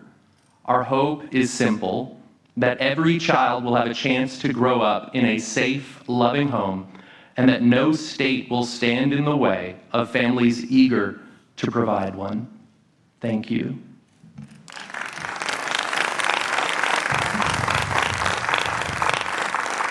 Well, thank you all for fighting so hard for just logic and common sense. We appreciate that. And now Archbishop Cordeleone from San Francisco. That's good. Thank you. In the winter of 1839, a woman in her mid-40s encountered a blind, partially paralyzed elderly woman on the streets of Paris who had no one to care for her. She carried the elderly woman to her apartment and took her in from that day forward, letting the woman have her bed while she slept in the attic. She soon took in 2 more old women in need of help, and by 1841, she had rented a room to provide housing for a dozen elderly people. The following year, she acquired an unused convent building that could house 40 of them. This woman's name is Jean Jugan, now Saint Jean Jugan, whose profound act of charity led her to found the Little Sisters of the Poor, a congregation of women who vow themselves to be poor, as well as chaste and obedient, in order to devote their entire lives to caring for the elderly poor. These are women who deserve our utmost respect and esteem, and I can vouch for this from personal experience.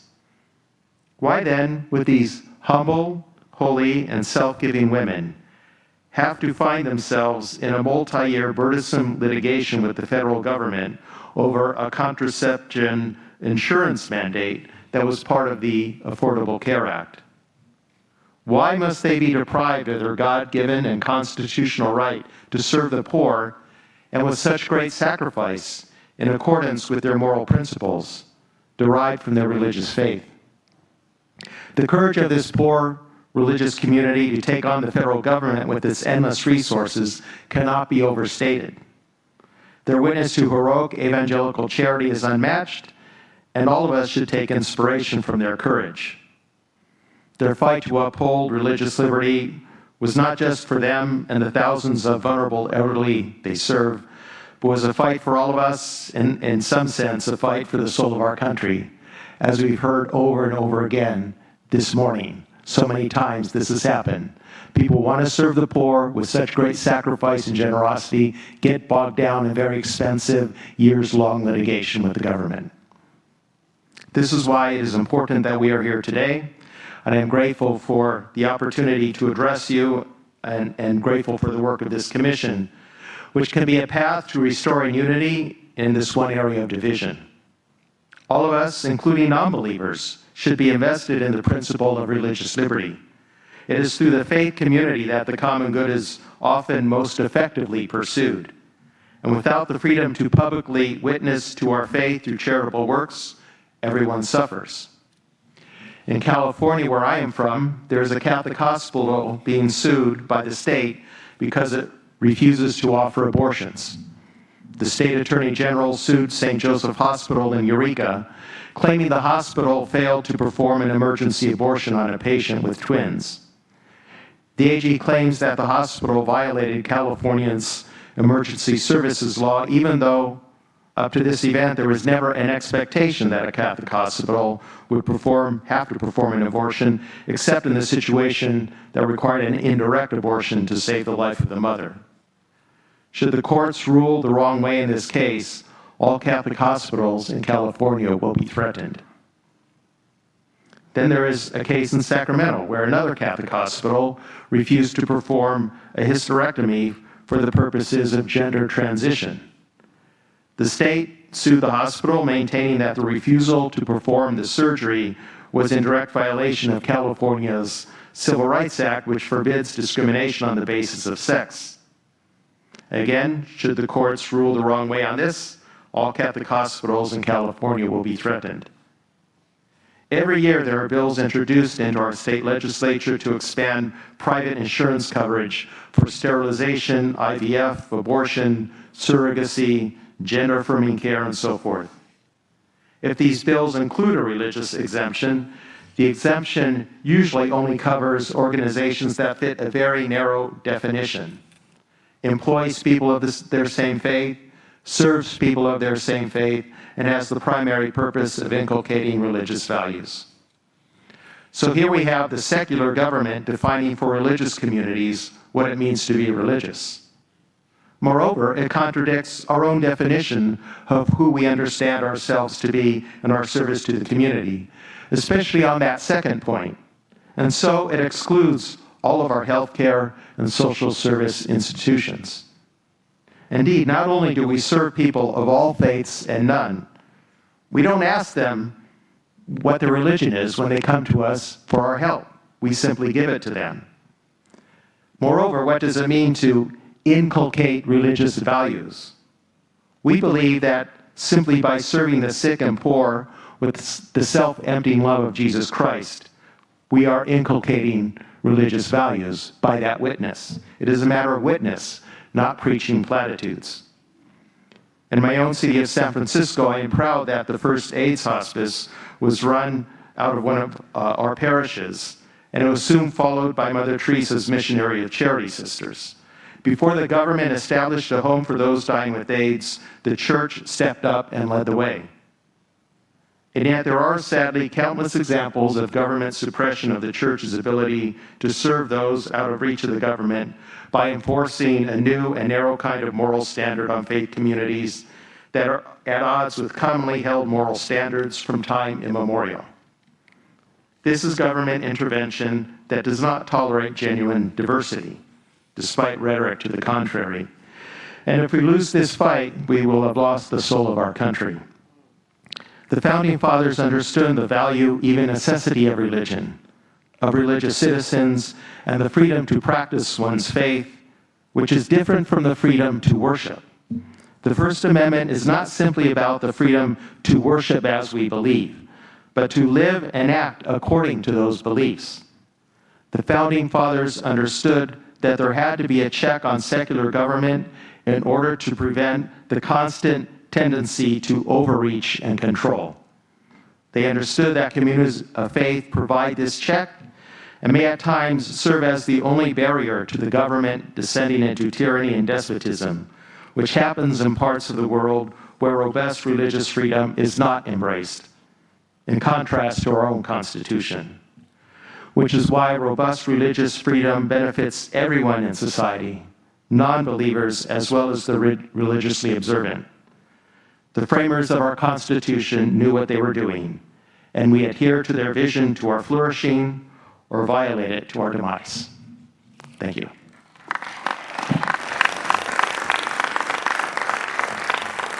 Well, we want to thank each of you for very inspiring testimony. You know, a lot of what you're dealing with is common sense or lack thereof. You talk about babies. Think about the fact that their brain starts to develop at conception. Millions of neurons every day. Later on, billions of neurons a day. It continues to develop right up into the mid to late 20s, which of course is the reason that God gave kids parents. Because obviously if they have an undeveloped brain, they're not going to make really good decisions on their own. You know, we have a society that's fighting against that. Think about it. And men being men, women being women, there's a reason for that, of course. Because if we change all of our sexes, if we had the ability to do that, fortunately God did not give us that ability because our craziness would take us to crazy places. But I appreciate the fact that all of you are brave enough to get out and talk about this. It is going to be helpful to our country. And now we'll take some questions from the panel. I can't see everybody's lights, but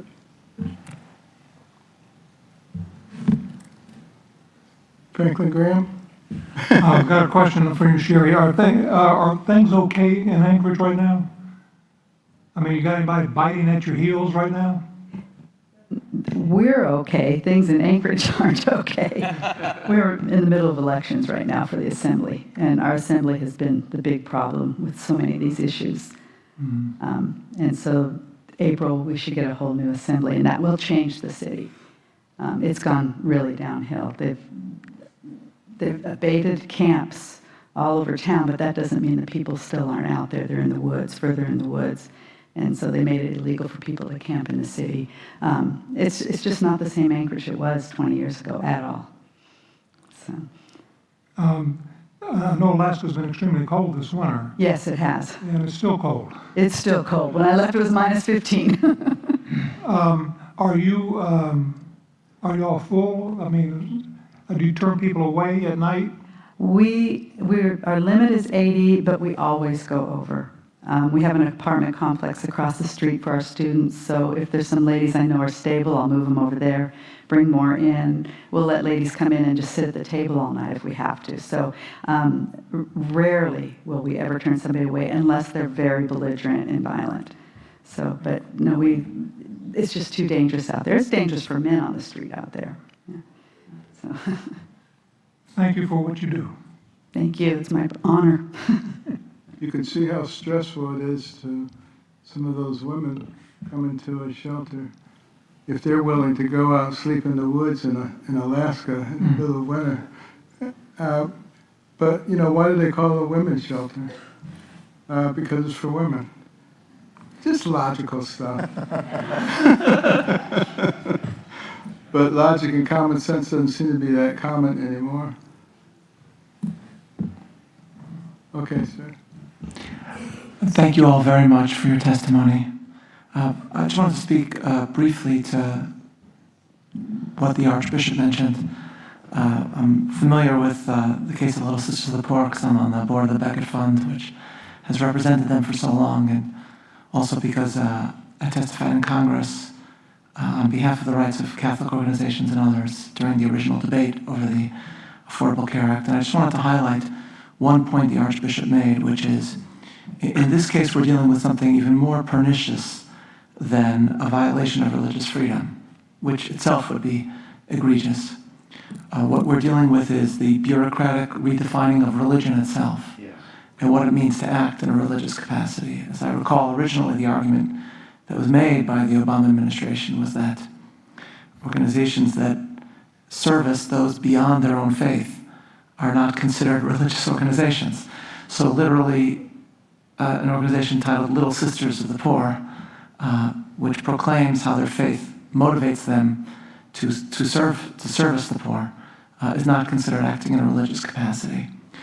And it strikes me, just as I was revisiting that in my mind, as you mentioned, Archbishop, that, and here we're getting to the legal realm, which is beyond my expertise, but it's certainly worth discussion, and I'll mention it to the Commission, whether it needs to be further codified at the executive level and ideally at the congressional level, the legislative level, as to what the actual definition of a religious organization is, and make it more explicitly capacious, and therefore, of course, truer to what the actual nature of religion is.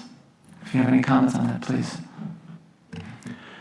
I find that definition curious and something of a, I don't know if a red herring is the right word, because to be honest, I don't know of any faith-based healthcare or social service organization that serves only people of their own faith. Of course. I don't know any that ask them their religion before they give them the service. So there's something very wrong about this. It seems like a strategy ahead of time to exclude what we're trying to do to help people. So, and it's thoroughly offensive because, again, as you said, it contradicts who we say we are, again with all other faith-based organizations that I know. So we do need to have a different, not so much a government definition, but a different approach to this, that religion decides for themselves how they live out their faith without government interference. Of course. Thank you.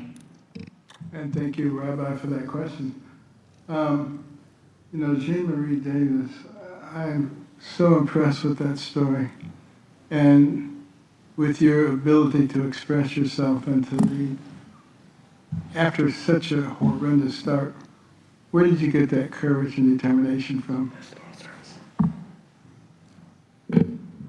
Well, as I was talking with some of the witnesses here, I lost how to read and write, but it was because of Jesus Christ and reading the Bible every single day for the last almost 11 years that I've been walking with Jesus. Have I been able to learn how to articulate, learn how to communicate, learn how to put boundaries up, and also to learn how to stand for truth and stand for what's right. Because being sex trafficked, you have a pimp, we call that, everybody in the world now calls it a trafficker, but we on the streets call it a pimp. They dictate to us what we're supposed to say and do. They tell us how we're supposed to live. They tell us when to get up and when to go to bed. And so when you take away that dictatorship, which is what, like Vermont, you're dictating to us what we can do, that becomes now a surrender type of feeling where you're taking away my voice, you're taking away my ability to decide what I would like to do as far as what is good and what is wrong. And so for that, I have worked very hard over these past, I want to say, not just the 3.5 years of being a director, but really essentially the last 11 years of my life, because I have a son now, to be able to articulate my words to where people can understand the heart, the feelings, and also know my stance. Interesting, because as you're describing the pimp, I was thinking about some government people. That's all of government. I did not say that. I want to put that on the record. Well, it's so important for us to watch out for the liberties that were given to us expressly in our Constitution. Okay. Allison, yeah? Yes, thank you, Dr. Carson. I had a question for the Watis. First of all, thank you so much for being here, for all of you, for sharing your stories of sacrifice and courage.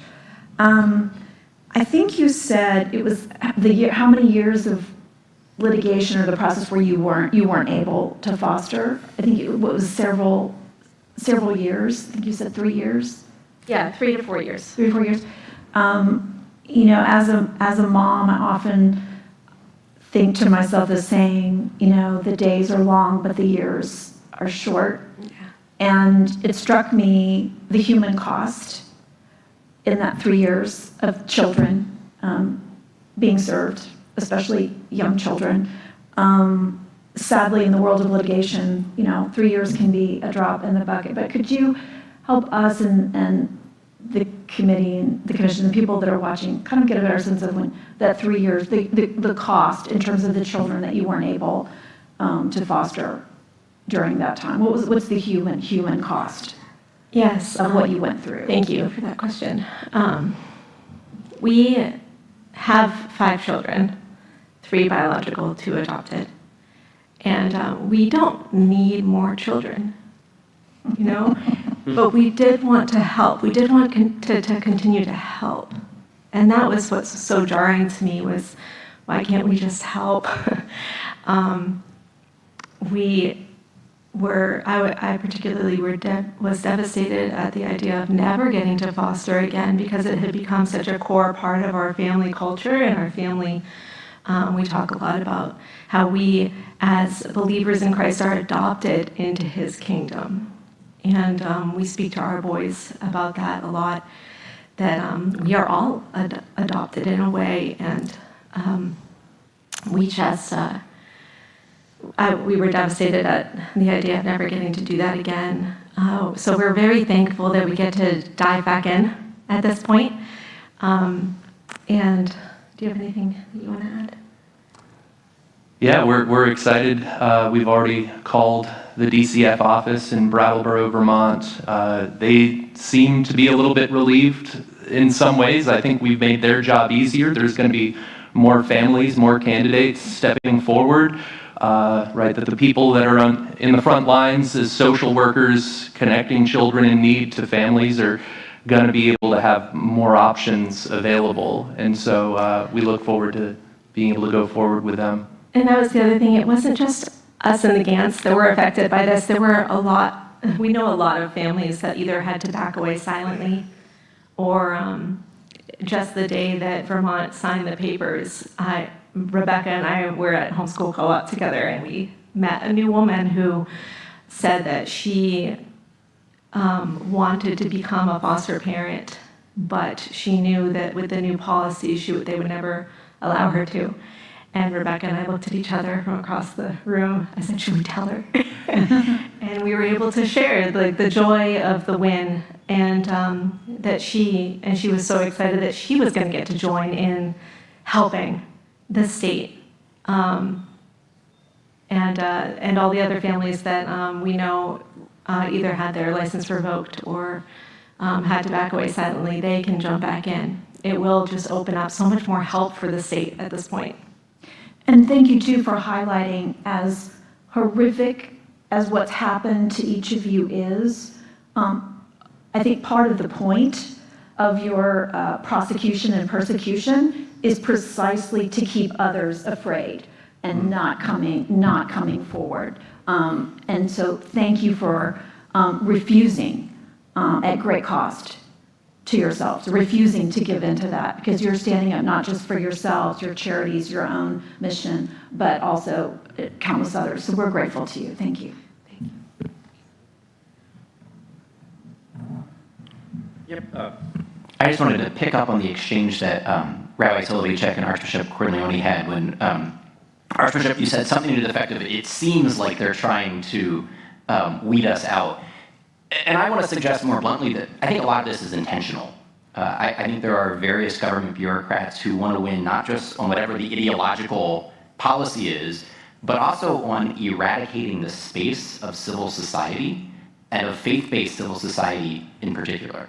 I can remember about a decade ago speaking to another archbishop, and he was telling me, you know, this is back when the Little Sisters of the Poor case was first happening. It's when a bunch of these state cases were first happening. He said, 20 years ago, I would have picked up the phone, spoke to the governor, and I said, if you run through with this piece of legislation, I'm going to have to shut down all the Catholic hospitals or all the Catholic schools or all the Catholic homeless shelters.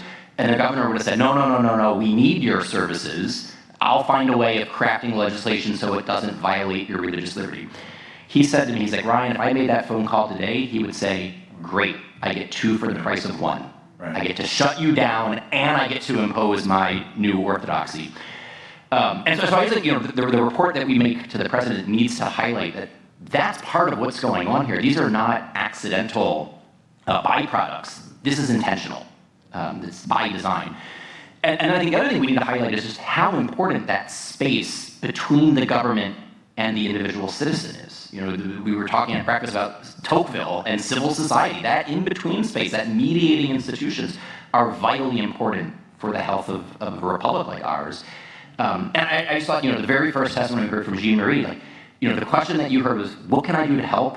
And have you met Jesus? Do you know this Jesus guy? There are things that faith-based social services can say and do that the government-run secular agencies simply can't. And they can literally work miracles in a way that a government-run homeless shelter, as good as it is, can't do what the Hope Clinic does, right? And there are things that your pregnancy research centers can do that they can't. And I just think it's vitally important to highlight just the miraculous work that is going on, and then how there are some government bureaucrats who intentionally want it to stop.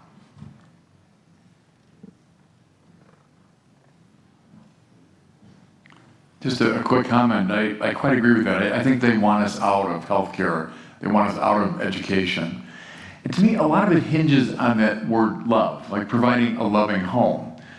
My intellectual hero, St. Thomas Aquinas, would say to love is to will the good of the other. It doesn't mean make the other feel good about himself, give the other whatever the other wants. It means to want what's truly good. And for a long time, largely religious leaders articulated that. We brought forward into the public conversation what the good is, you know. As we've faded more and more into privacy, and I think that's what they want, we're not articulating that. And so the language has slid. To love means indulge someone, make them feel good about themselves. So there's a legislative side to all this. I think we should pursue that. There's a juridical side. A lot of you talk about that. But there's a strong moral religious side that we religious leaders, and there's Tocqueville again, we've got to come forward in the public space, articulate what is the human good, you know. I think we become more reticent, and we've succumbed to the pressures from the secular ideology. We've got to keep articulating what the good is, because otherwise we won't know what love really is.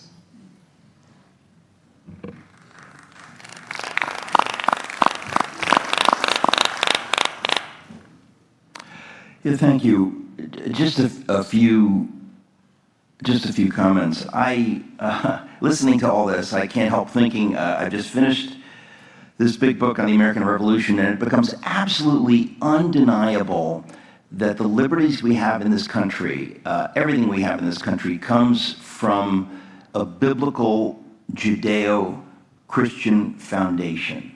Our laws, everything comes out of that. It is not deniable. The founders wanted to reconnect us to the Sinai covenant, where we look directly to God, we have no king, we govern ourselves. So all this is fundamentally a spiritual conversation, and I make these comments as a proud Christian Zionist. We have to understand this is a spiritual battle, and as I listen to all of these stories, it's so fascinating to me. We're dealing with evil. You have to say it. We shouldn't be any more ashamed to say that than we should be ashamed to say that we do what we do to honor God. And every one of these stories, I mean, it's an amazing thing, as I heard you, Jean Marie, talk about the pregnancy center. My wife in New York City ran a pregnancy center. And when you see people, and this is what most of you have been talking about, trying to do good for strangers out of the love of God, who would try to stop you? You have to call it what it is. It is evil. Who would try to say to loving foster parents, no, you can't do this, no, you can't do that? I think that we have ourselves, even people of faith, have become so secularized. We've become affected by this secular pressure that we even speak in secular language, and we're afraid to say, I do this for the love of God, and I praise God in my life. And yes, what we're dealing with is evil. What we're dealing with is, in many cases, a death cult. They would be happier to see the baby killed, the woman raped and killed in the center, the children abandoned. They don't care. And I think we have to be much stronger in pushing back. We have to stop being timid. And I think that, because I wrote a book on Bonhoeffer and the Nazis, this has all happened before many times. And this is precisely what happened. The Nazis tried day by day to increase regulations in such a way to push people of faith out. And many people of faith allowed them to do that. And this brings me finally to think of the cops who brought the 6'1" lunatic. Shame on those cops. Because if those cops had any courage, you wouldn't need to have courage and you wouldn't be here today.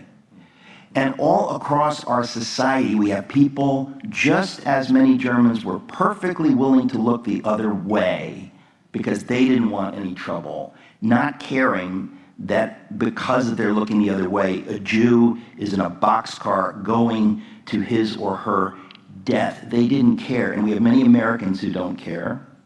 And it is our job to make them care, to make them understand that when they look the other way, it will fall to such as you, heroes, to do your work. And I just think it's important for us to understand, I think it was Dr. Phil who said it some months ago, but it really is, every single American has this responsibility to understand what it is we're talking about. And if each of us understood our duties as Americans and did the tiniest bit, you wouldn't find yourself in these positions. So I just feel so honored to have heard your stories, and I know there are many who don't get to tell their stories, but there is nothing more important than what we're discussing here.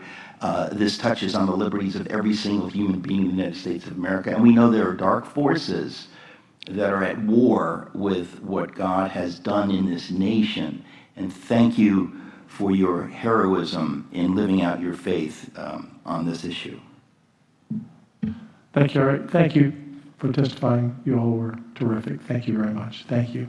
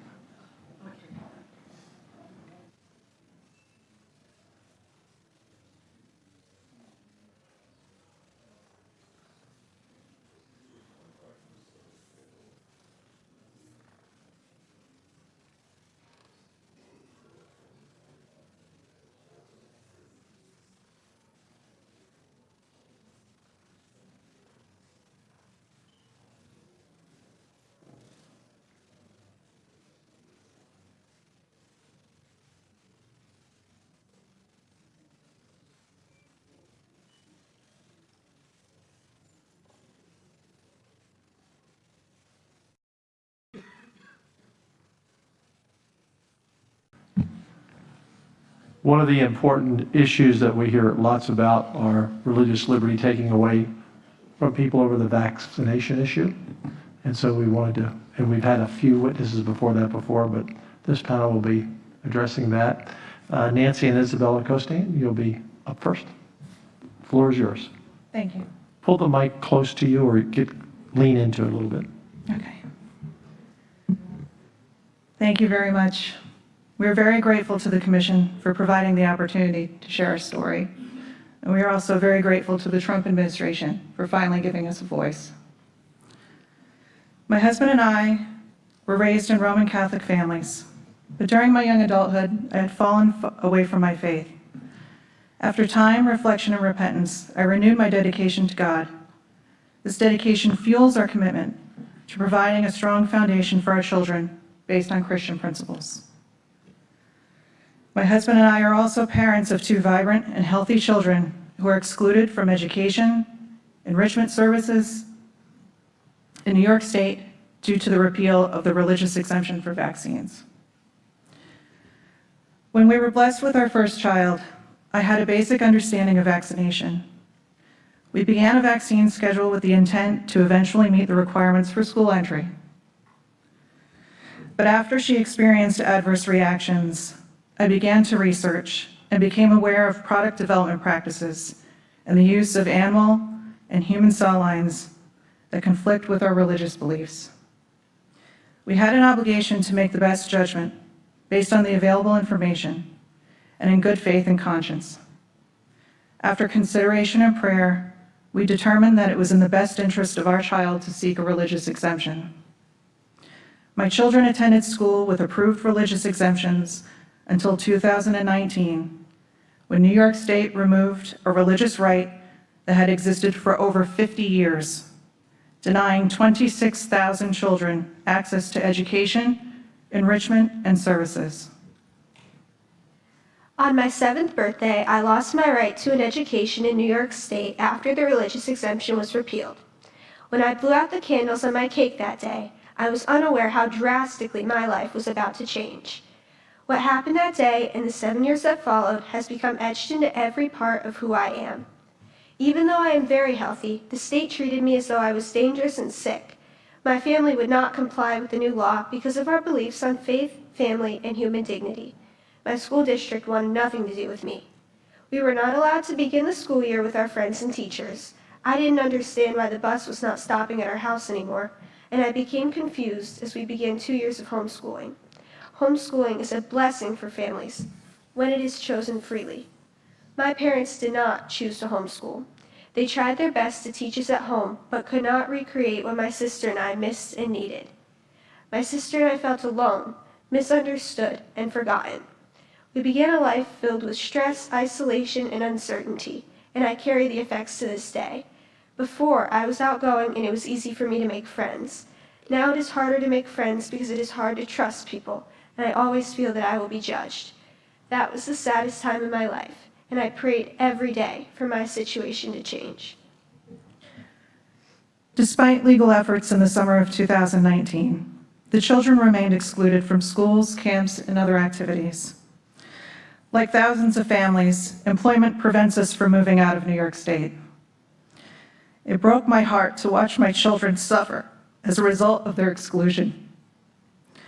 My husband and I experienced every bit of their pain and loneliness.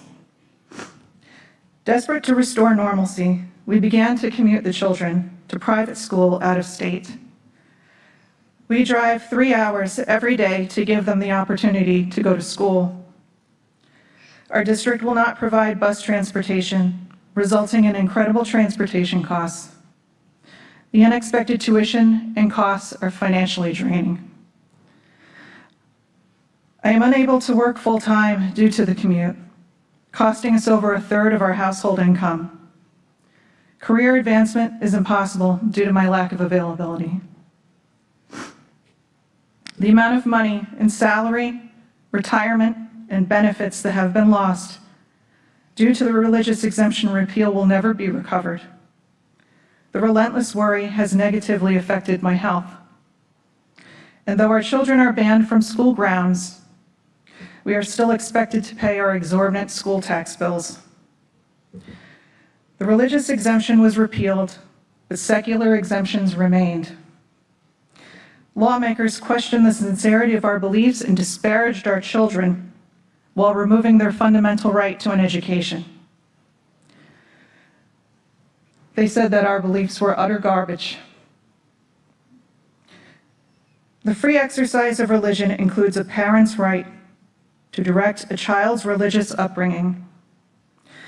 Families should not be forced to sacrifice education, employment, privacy, financial stability, and the peaceful enjoyment of life in order to maintain religious convictions as they raise their children. My sister and I now enjoy a supportive and welcoming school community where God and prayer is a part of every day, and I am so thankful for the opportunity to be back in class. While I love my school, the long drive, long days, and the memory of what happened in New York is still very stressful. I always worry whether I will lose my place in class if religious exemptions are removed again. I worry about losing everything that took so long to build back. I take hours of dance lessons a week in New York.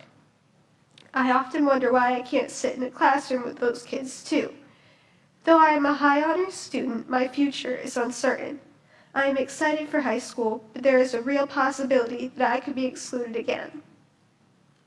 Children who had religious exemptions were compared to criminals bringing weapons into school by those who took my right to an education. Why is that okay? Do they say these things about children with medical exemptions, or children who have no records and are allowed to attend school anyway? Why is my faith dangerous in school? When did it become okay to portray any group of children in such a horrible way? Please consider the experiences of children like me who are not allowed on school grounds. We are not allowed to play sports. We are not allowed to attend summer camp. Our opportunities for outside activities are very limited. I am healthy, I have never harmed anyone, and I have not disappeared from my community. Some people like to believe that all of the children who were forced from their schools just disappeared. This is just not true. All children in the United States should have equal opportunities and access to education, regardless of their faith. That is what our founding fathers envisioned so many years ago. No child should ever have to go through what I did. A child in New York State should enjoy the same religious liberty and access to education as a child living in Florida. I respectfully ask that you help to restore and protect religious liberty and access to education for thousands of children like me. Thank you very much for inviting me to share my story. Thank you, Nancy. Thank you, Isabella. I told you last week when we talked, you would do a great job. Nothing to be nervous about. Karen, you have a guest with you too. Yes. Good morning, Chair, Vice Chair, and members of the Commission. I am truly humbled and grateful for the chance to share our story and appreciate the work this Commission is doing to examine and protect religious liberty in our country.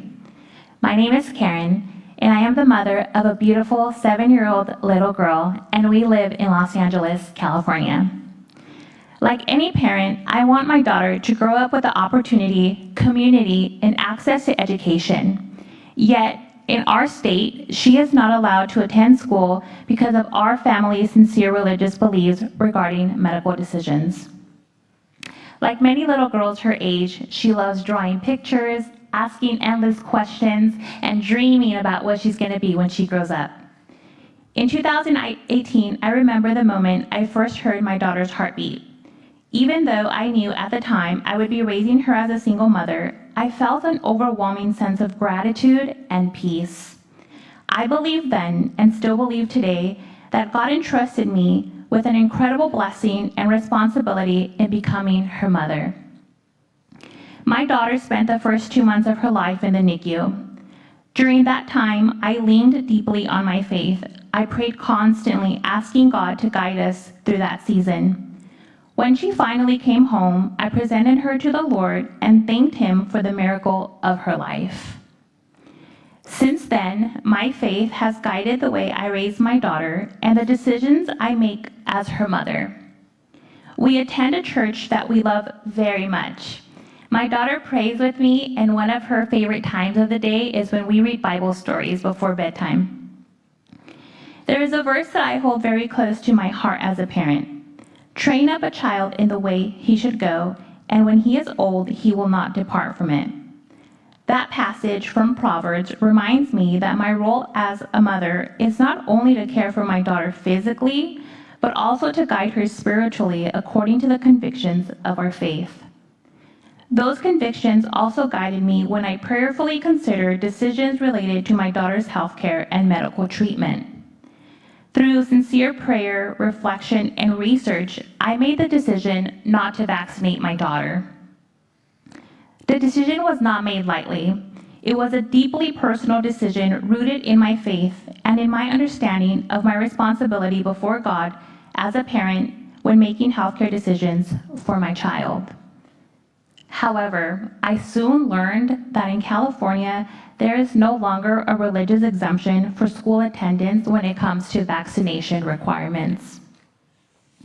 In 2015, California passed a law known as SB 277. That law removed personal belief exemptions, and with it, religious exemptions were effectively eliminated as well for families making healthcare and vaccination decisions based on sincere religious beliefs. As a result, families like mine who hold sincere religious convictions no longer have a pathway for their children to attend school while honoring those beliefs. Because of this law, my daughter is not allowed to attend public or private school in our home state because of her religious beliefs regarding vaccination. Currently, she is being homeschooled. Homeschooling has brought many blessings into our lives. I cherish the extra time I get to spend with my daughter and the opportunity to be involved in her learning. But as a single mother who must work full-time to provide for my child, homeschooling also comes with very real challenges. There have been many weeks where I have quietly prayed and wondered how we would make it financially while trying to balance work, teaching my daughter, and simply keeping our home running. Yet through those moments, I have witnessed God's faithfulness time and time again. Somehow, there is always a way forward. I believe that exercising one's religious liberty should not come at such a heavy cost for families who are simply trying to live according to their sincere beliefs regarding healthcare and medical decisions for their children. My heart breaks in ways I never expected. We live near several schools, and many mornings my daughter sees the children with their backpacks walking to school. Sometimes she watches them and asks me why she cannot go to school like the other children. As a parent, it is incredibly difficult to try to explain to a 7-year-old child that she is not allowed to attend school because of her family's religious beliefs regarding vaccination. How do you explain to a child that something as simple and ordinary as going to school is not available to her because her mother followed her conscience and her faith when making healthcare decisions for her child? California is a beautiful state in many ways, but for families of faith, it can sometimes feel like our religious liberties are constantly under pressure. I am grateful that there are organizations working to address these challenges. In California, a Voice for Choice advocacy has been working through the courts to challenge SB 277 and to seek the restoration of a religious exemption for families like mine who hold sincere religious beliefs about vaccination. My daughter and I pray about this often.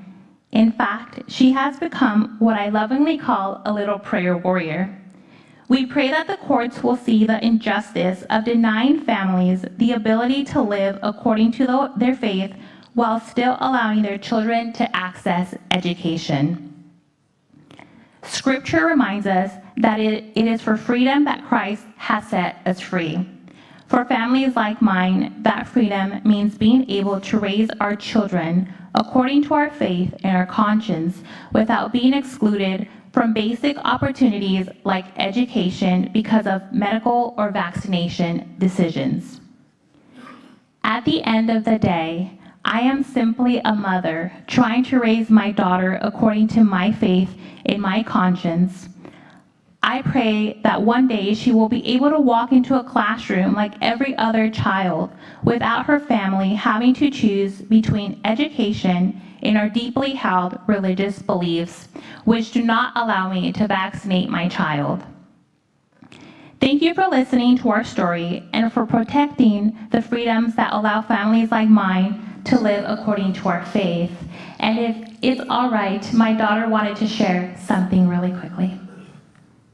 Good morning, my name is Riley Grace and I pray to go to school like others.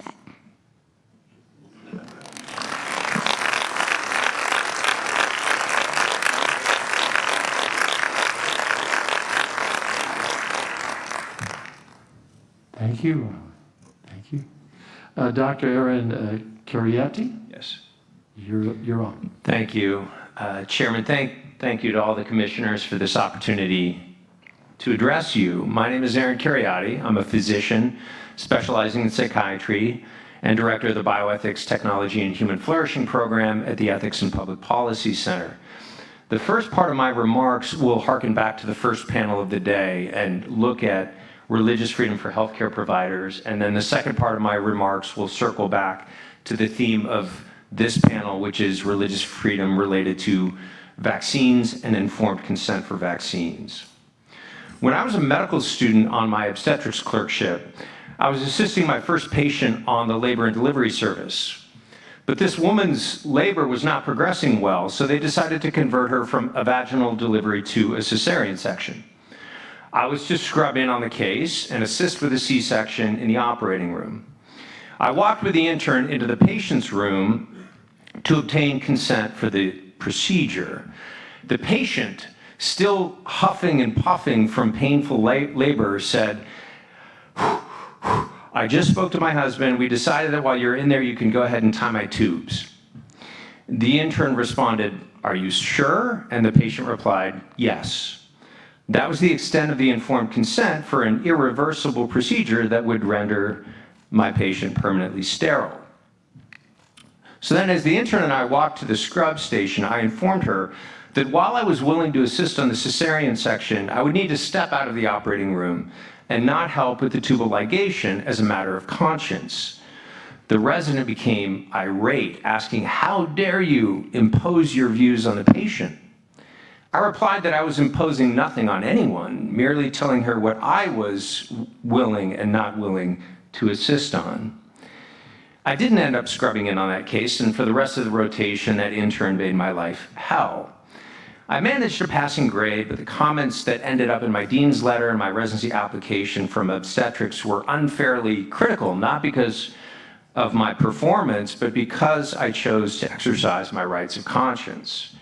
I believed that damaging a healthy organ system, in this case the patient's reproductive system, contradicted the ends and purposes of good medicine. In addition, the procedure of permanent sterilization also violated the moral teachings of my sincerely held Catholic faith. What's more, even as a medical student, I knew clearly that the so-called informed consent for this procedure was a total sham.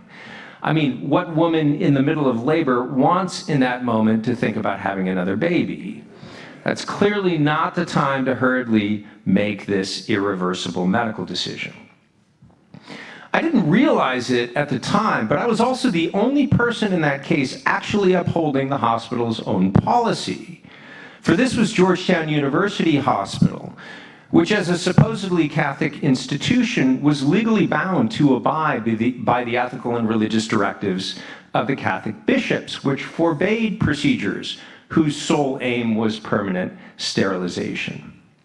Now, after this incident, I ended up getting dragged before the obstetrics department chair at the behest of the chief medical officer, the lead administrator in the hospital, to explain what happened.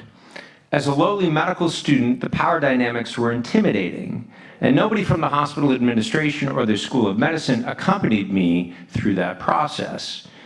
The chair of obstetrics made excuses for violating the hospital's own policies, and the entire meeting was a farce. Another thing I did not realize at the time was that I was supposed to have been protected from retaliation by federal laws, such as the Church, the Coates-Snow, and the Weldon Amendments. These laws protect the rights of healthcare workers to decline participation in medical interventions that violate their conscience, religious beliefs, and moral convictions, such as declining to participate in abortion or a sterilization procedure. Although I didn't know this, healthcare workers and trainees are also protected by these laws from retaliation should they, like I did, decline to participate. The Department of Health and Human Services issued a new non-discrimination final rule to protect conscience rights a year ago in January, 2 years ago actually, in January 2024. It encourages, but does not require, that hospitals and clinics voluntarily post a notice of rights to ensure compliance and to educate the public about conscience statutes.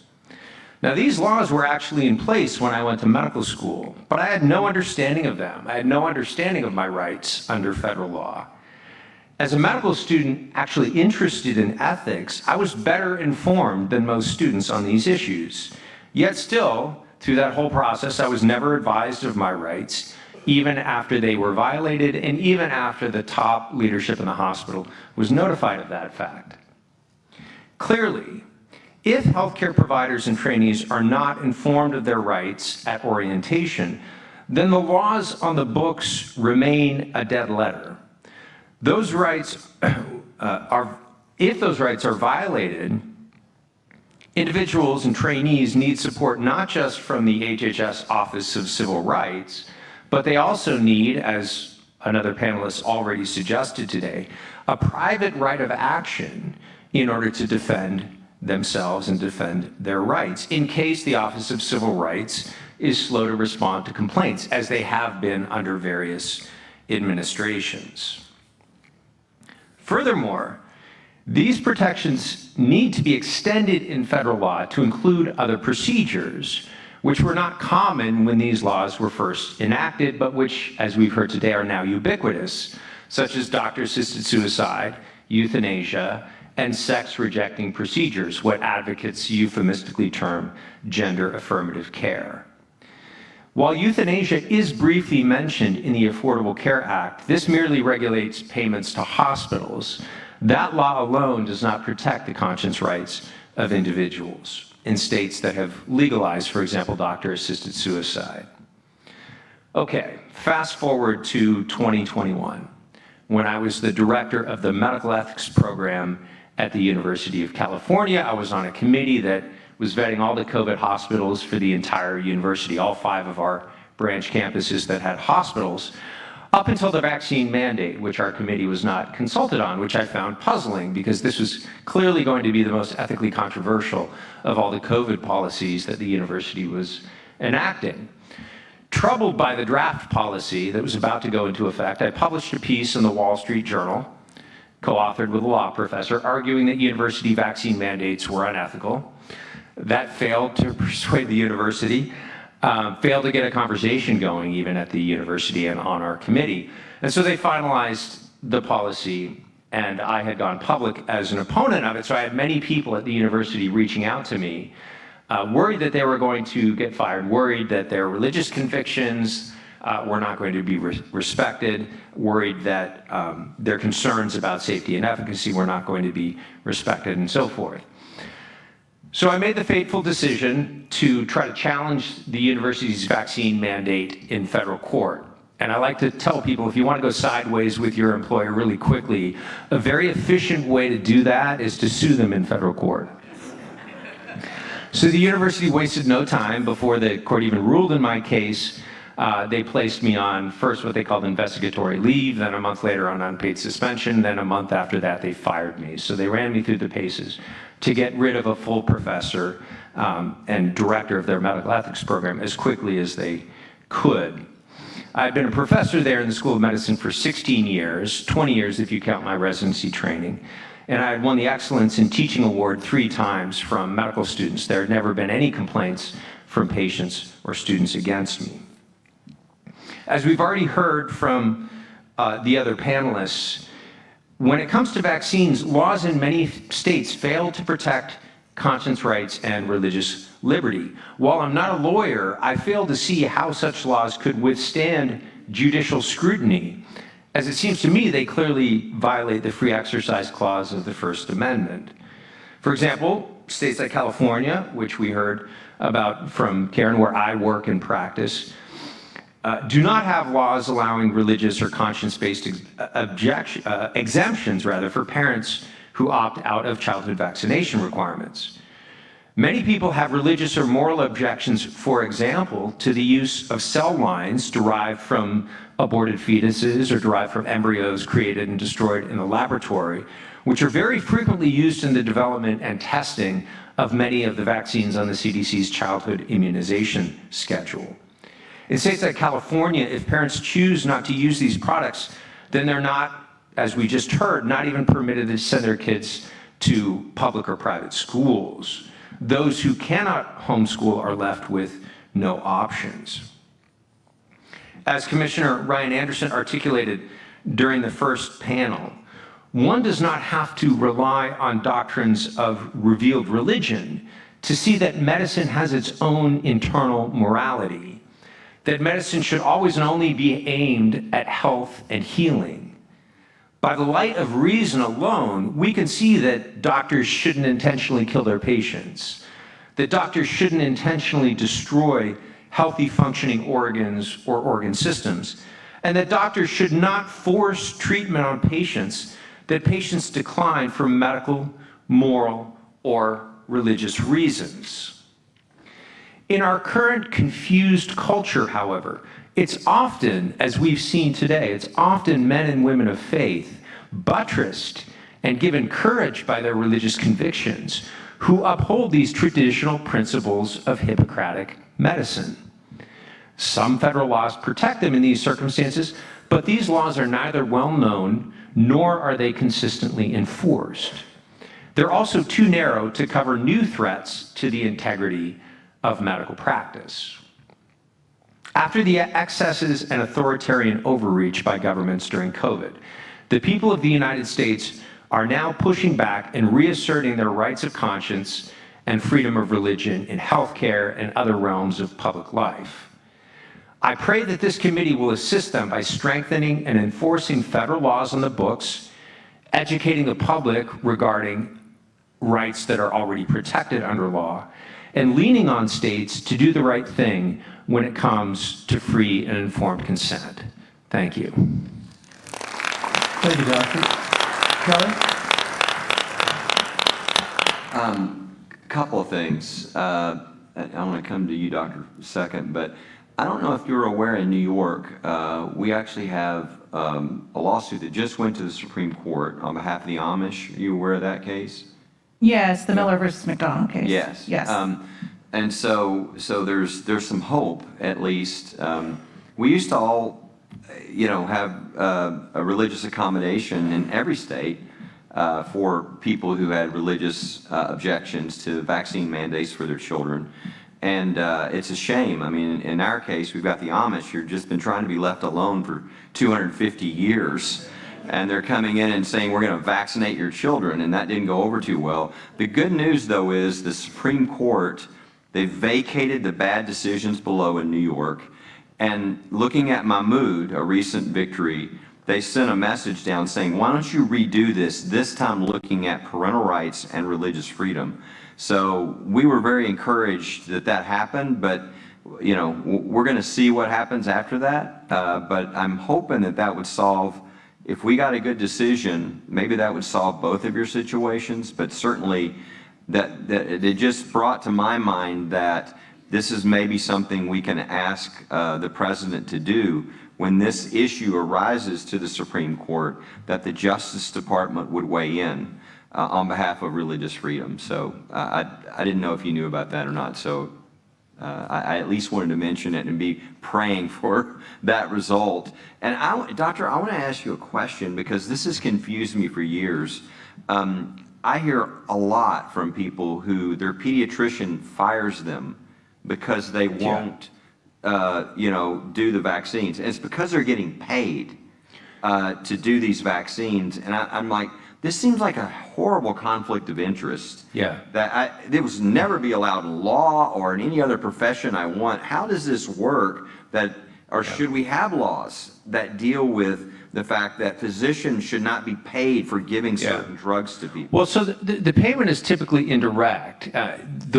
First of all, it must be said that pediatrics is the lowest paid medical specialty of any specialty. It's at the very bottom, which might be a sad commentary on our priorities and how we value or don't value the health of our children. But be that as it may, it's just a fact of life. Fortunately, most kids are healthy most of the time. I mean, that's part of the reason. And one of the things that brings young people into a pediatrics practice consistently is following the CDC's recommended vaccine schedule. When I was a kid, to be fully compliant with that vaccine schedule, and I had to get all these vaccines just to go to medical school, there were 18 shots for something like 5 or 6 different vaccines. Some of them you get more than once.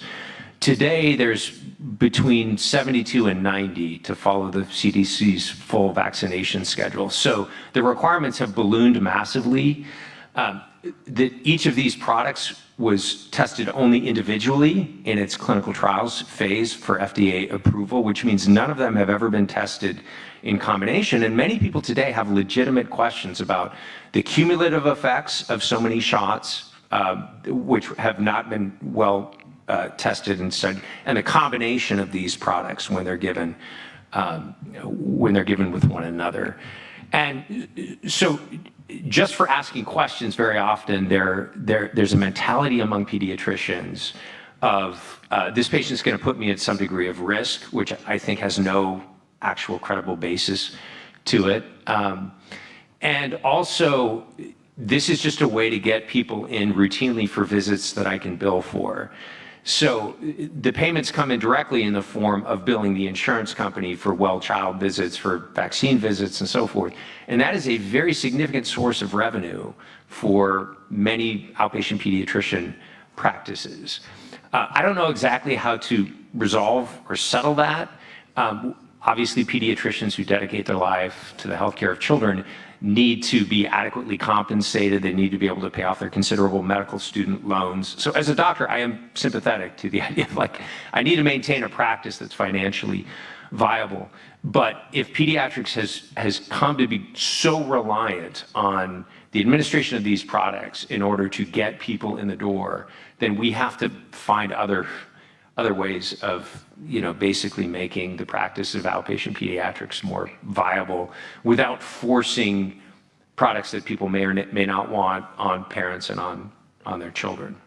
And I just want to say thank you to all of you for just sticking with your conscience, doing what you know is right, even though you're paying a price for it. The thing that's going to happen as a result of even your testimony today is you're going to help millions of other people who have conscience beliefs. It might not be on this issue. It might be on something else. But thank you because I know it's not easy to do, not even to come and testify. So thank you. Next person. I want to thank all of you for your courage in standing up for such an important issue. We heard very little during the COVID vaccine controversy about complications from that. A lot more of that is coming out now. But maybe you could, Dr. Cariotti, enlighten us a little bit about alternative vaccines that don't utilize some of the products that are... Yeah, so interestingly, there are products available manufactured by the same pharmaceutical companies in many cases that make vaccines that utilize fetal cell lines or embryonic cell lines. They have other products that they export to other countries that don't use those processes in the manufacture of vaccines. And so that's not the only ethical or religious objection that people have for vaccines. I want to emphasize that, but that's a very common one that many people cite for their reasons to decline certain vaccines. And those products are available, for example, in Japan, but not in the United States. And I'd have to do a deeper dive into the regulatory issues as to why that is the case. But it seems to me that there's room for the current administration through the FDA and through HHS in general to look at, okay, it's not even leaning on these companies to produce more ethically acceptable alternatives to these products. In many cases, they're already doing that. It's just a matter of the low-hanging fruit of let's make those things that are available in elsewhere in the world. Let's make sure that they get whatever necessary approval to be made available here in the United States. So it seems to me that one would be an easy solve. I don't think it would obviate or basically take care of all religious objections to vaccines, but for many people, if that's the central issue, if it's their pro-life convictions or their opposition to abortion, and otherwise they might be willing to take some of these products, that's a way at least to address the concerns of that population and also to encourage pharmaceutical corporations to move away from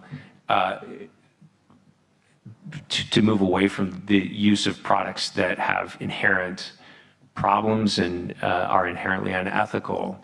So that seems to me to be a pretty easy win. It's something that the current administration could accomplish if it just sort of studied the issue and figured out what the roadblocks were. Cardinal Dolan? Thanks. You know, a common theme in your eloquent testimony this morning has been parental rights. Parental rights. We, of course, are heavily concerned about religious freedom, but the two are very allied, aren't they? Rabbi, do you remember a couple months ago, you and I were on a panel on Pierce versus Society of Sisters, and it was a centennial of that. And what it said, the Oregon school case in 1925, Oregon passed a law that every kid had to be in a government school, everybody. So there was no homeschooling, there was no religious schools. And the Oregon Supreme Court held it to be constitutional. It went all the way to the Supreme Court. The federal Supreme Court said in 1925, stunningly effective words, the child is not the creature of the state. The child is not the creature of the state. This has remarkable implications, not only in healthcare, not only in family unity, not only in, but also in education as well. And we might be good, Lieutenant Governor, to remind, to kind of affirm in a ringing way that that stunningly effective belief that the child is not the creature of the state. Thank you. Thank you for bringing that up, Cardinal Dolan. 1925. Yeah. You wouldn't know it if you listened to a lot of people today. Rabbi, did you have your light on? Okay, you did not. Any questions? You good, Allison? To the moms, I feel like come at me with everything you got, right? And I will fight you tooth, tongue, and toenail. To watch your child be hurt and to stick to your principles is next level courage. And I just really want to express my deep gratitude for you as mothers to take the stand that you've taken. And to the daughters, I'm so grateful to my own godly parents. They would often, I would feel like our home was so at odds sort of with the culture that I lived in. And now I realize that they were preparing me for my home, which is not here. We are not home. This is not our home. And what you've experienced that it's been evil and it's been intended to hurt you. And God is going to do amazing things. He already has today. He is already doing amazing things here in this room. and everyone who's listening and watching you. That doesn't make it any easier. It doesn't excuse what was done to you. It doesn't make it any less evil. But it fills my heart with gratitude and appreciation for you. Thank you for being here today. And it's the daughters and the moms, thank you. Ryan? Yep. This question's for Dr. Cariotti. I listened with interest when you mentioned your proclivity for suing your employers. Mea culpa. But I want to ask you about one of your other lawsuits, because this morning in the first panel, the first witness, Dr. Eitan Haim, told us about how after he blew the whistle on Texas Children's Hospital still performing sex-rejecting procedures, the Biden administration went after him legally. 3 different bogus indictments. After you spoke out against some of the COVID excesses, the Biden administration leaned on social media companies to censor you, and you had to, eventually sue them as well. Share a little bit about that, because I think one of the patterns that we're seeing is that the religious liberty violation doesn't just stop at the violation, but then there are these coattails of persecution that follows. Yeah, thank you for that question, Ryan. The First Amendment seems to be a package deal, and the first freedom, of course, is the mention in the First Amendment is religious liberty. But once you go after that, I think you're exactly right, that free speech is the next target, because if you stand up and start defending your religious liberty, then people want to literally shut you up and put a gag order on you. So this was a case that I filed with the Attorney General of Missouri and Louisiana, Missouri v. Biden. When we went to the Supreme Court a couple years ago, the case was known as Murphy v. Missouri. And it was a case where 5 private plaintiffs, actually the federal government has pillaged our plaintiff. Dr. Bhattacharya is now working for the defendant as director of the NIH, so he's no longer a plaintiff in the case. Dr. Koldorf is now working for Health and Human Services as well. But 5, now 3 private plaintiffs, and these 2 states sued the Biden administration, and what we alleged was that they were coercing social media companies, pressuring social media companies to censor disfavored information online. And initially, when we filed the case, the evidence that we had from the private plaintiffs was censoring speech related to criticizing the government's preferred COVID policies and information related to the 2020 election and questions about election integrity. What we found when we got more and more documents on discovery in this case was that the censorship started on those issues, but then it expanded to other issues. It expanded to abortion. It expanded to gender ideology. It expanded to critics of our foreign policy, critics of our monetary policy. Basically, once the government realized that it could do this, it could force Facebook and Google and Twitter to do its bidding, even sometimes to change their own terms of service to censor disfavored information on social media, then everyone seemed to get in on the game. So that was the bad news. The good news in the case is that the government is now settling the case with us. I just looked at the sort of final provisions of the draft settlement. I'm not allowed to talk about it, but we're getting at least a partial win in this case, and the government will be reprimanded for having done this. And so I think the First Amendment stands or falls together. We have to defend religious liberty for all the reasons that we've talked about today. But once you start undermining that fundamental right, you're going to see other closely allied, closely related fundamental rights, from free speech to the freedom of press, freedom of association, which was also undermined by many of the rules during COVID, where people literally could not meet face to face. It seems to me that those things stand or fall together, and our founding fathers seem to know what they were doing when they put them together as the first thing to be articulated in the Bill of Rights, and as something of a package deal.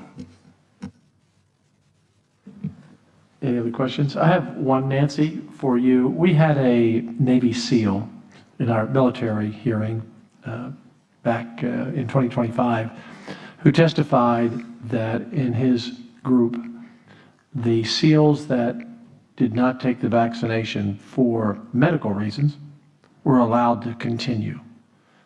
But his reason was for his religious beliefs, and he was drummed out of the service. Lost his health care I think he lost his pension, and I remember that testimony very well. So did I hear you say, it's been a few witnesses ago, but did I hear you say that your daughter, Isabella, would have been able to go to school if you had said, I don't want the vaccination for medical reasons? Would they have allowed that? I may have misunderstood you. There are secular exemptions in New York State. It is incredibly difficult to obtain a medical exemption in New York. Very difficult. There are a lot of children that have very legitimate medical reasons for not being vaccinated that are not being accepted by the school districts under pressure from the Department of Health. The districts are under heavy fines, which part of the Miller versus McDonald case relates to the fines that were levied on the Amish for not complying. The same could be said for children who need medical exemptions, but their districts are not giving them.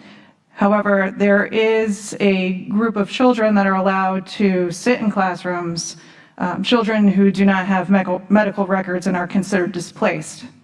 Originally, I think that thought was to help children who might be homeless, someone who needs the extra time to get settled, to establish residency and to establish some kind of pediatric care. I don't know what that expanded to now, but I do know in 2024, a Freedom of Information Act request was sent to the Board of Education in New York City, and their response, and asking them if there were, or how many children had who were unvaccinated or did not have complete vaccination records that are actually enrolled. And that number at that time in 2024 was 35,000. That's 10,000 children more than the 26,000 children that had religious exemptions at the time of the repeal. So my question would be, where is this fervent desire? If this was about public health, removing the children, destroying families, thousands of families left New York. Families had to comply against their beliefs. Families had to find alternative ways to educate their children at great expense because of the excuse of public health. If that was the case, then where's the fervent desire to ferret out these children? And that's just in New York City. That doesn't include the entire state.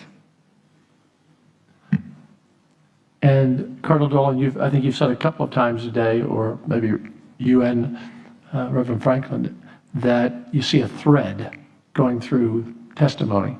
It would seem like there's a thread going through blue states. That seems a thread to me. And not in all cases, but the majority of cases, there seems to be a thread going through the philosophy and the laws that are passed that I don't quite understand why reasonable people wouldn't be reasonable no matter the politics. Doctor, a quick question for you. You said when you were growing up, there were 18 vaccinations roughly, and today there are 70 to 90. Do we have data to know if more children are sick today than they were in your generation because of taking all those vaccinations? Yeah, and of course, Secretary Kennedy has talked a lot about the epidemic of chronic disease, his focus being especially on children. So yes, young people today are not as healthy as they were 30 years ago. And there's an explosion of certain types of illnesses, particularly illnesses related to allergies, that we just didn't see when I was growing up. I don't think we have definitive data to articulate all the causes of this, but it's a more than plausible hypothesis that the ballooning of the vaccine schedule, and that is to say, it's a hypothesis that's supported by a considerable amount of evidence, that the ballooning vaccine schedule may be contributing to downstream unintended consequences contributing to chronic illnesses. So while we may be helping to prevent certain acute illnesses, maybe infectious disease in some cases, that the cost of that, it's not clear that we've struck a balance where the cost of that clearly outweighs the benefits. So this is, the important thing here is that scientists need to be able to ask questions. And the silencing of dissenting opinions, the inability to raise your hand and ask a question, is the hallmark of basically of a totalitarian society, right? Free and open debate on these questions is absolutely necessary. I think the NIH is, under Dr. Bhattacharya's leadership, is very serious now about getting to the bottom of what's causing the chronic disease epidemic among children. Hopefully, we'll be able to fund some research that moves us closer to more definitive answers. But all of these possibilities, all these hypotheses need to be on the table, and we can't treat vaccines as though they're some sort of sacred, untouchable cow. Once something gets on the CDC's recommended schedule, it's therefore unassailable for all eternity. That's just not how science works. Science advances by asking inconvenient questions, by challenging what people think they know. And anyone who studies the history of science knows that dogmas in science are overturned by the people that we consider to be the great minds of, the scientific revolutions, from Einstein to Newton to Galileo. So the attempt to control speech within science and medicine, the attempt to coerce people to basically go along with whatever the current quote-unquote consensus happens to be, this is not only something that violates the First Amendment in many cases, but it's also bad science and bad medicine. We do know that the drug companies are making a lot more money on it. We have that data. Thank you. Thank you, witnesses. You did a great job. And thank you, ladies, young ladies. Isabella. All right. Thank you. We have one more panel coming up.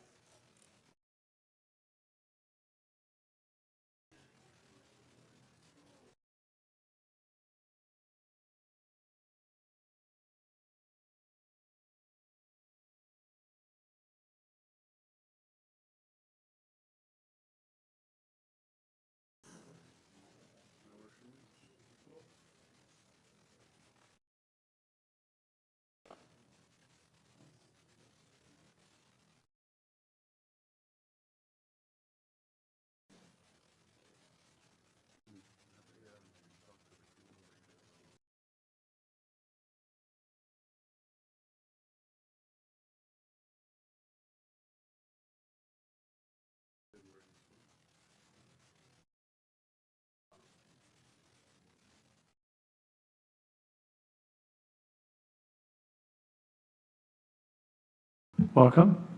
Thank you for your patience today and being here and traveling to get here. Dr. Kenneth Prager, you're up first. Thank you. Thank you very much for the privilege of speaking to the Religious Liberty Commission. My name is Kenneth Prager. I'm a pulmonologist at Columbia University Medical Center in New York City, and I'm also the Director of Clinical Ethics and Chair of the Ethics Committee for the past 30 years. My interest in medical ethics began when I was a young attending physician in my hospital's intensive care units in the 1970s, when I began to wonder if, given advancing medical technology, which made it harder for certain patients to die who had no chance of leaving the hospital alive, I was prolonging their suffering by prolonging the dying process rather than prolonging their lives. As an observant Jew, I turned to my religion's writings on medical ethics for guidance in how to negotiate these difficult scenarios. I can simplify its writings on end-of-life issues as follows. Whereas it may be permitted to remove an impediment to a peaceful death, one is never allowed to intentionally hasten death or to intentionally cause death. This overarching principle has stood me in good stead for all my career in medicine and medical ethics. The devil, of course, is in the details and is what has made my work in medical ethics so challenging and interesting. It turns out that these same principles have also infused much of secular end-of-life medical ethics in this country, until, that is, the legalization in some states, beginning in 1997, of physician-assisted suicide, or as it's usually called, MAID, or medical aid in dying. The beliefs of all religions impact on sensitive end-of-life decisions. Advances in medical technology can prolong life, but can also prolong the dying process and patient suffering. America's freedom of religion profoundly impacts end-of-life decisions of many patients and families, as well as their caregivers. How to use this technology ethically in end-of-life situations may be influenced profoundly by religious beliefs. Patients, families, and caregivers should be allowed the freedom to be guided by their religious and/or moral beliefs in these situations. First, some definitions about terms that are often confused. Removal of life support, physician-assisted suicide or MAID, medical aid in dying, and euthanasia. Removal of life support involves removing a ventilator or other life support technology that supports that is keeping the patient alive. Based on state criteria, the patient is usually in an intensive care unit dying of an untreatable medical condition. When these criteria are met, removal of life support is legal in all 50 states. What is critically important from an ethical perspective is that the intent is not to kill, but to remove an impediment to a peaceful death. Patients die of their underlying illness. If the patient does not quickly die, the patient is not euthanized. Medical aid in dying. It's currently legal in 12 states and has just been legalized in my state of New York and is legal in Washington, D.C.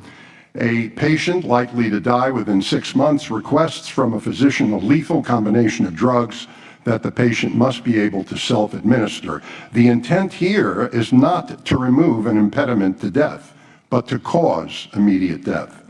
The justification for this is said to be that suffering, terminally ill patients should have the autonomous right, if they meet certain criteria, to end their lives on their own terms. Let me be clear, this is an intensely personal decision, and I can understand the wishes of some patients to die in this manner. But I feel the potential abuses of legalizing MAID and the effects on the moral fiber of our society make the spread of legalizing MAID of great concern.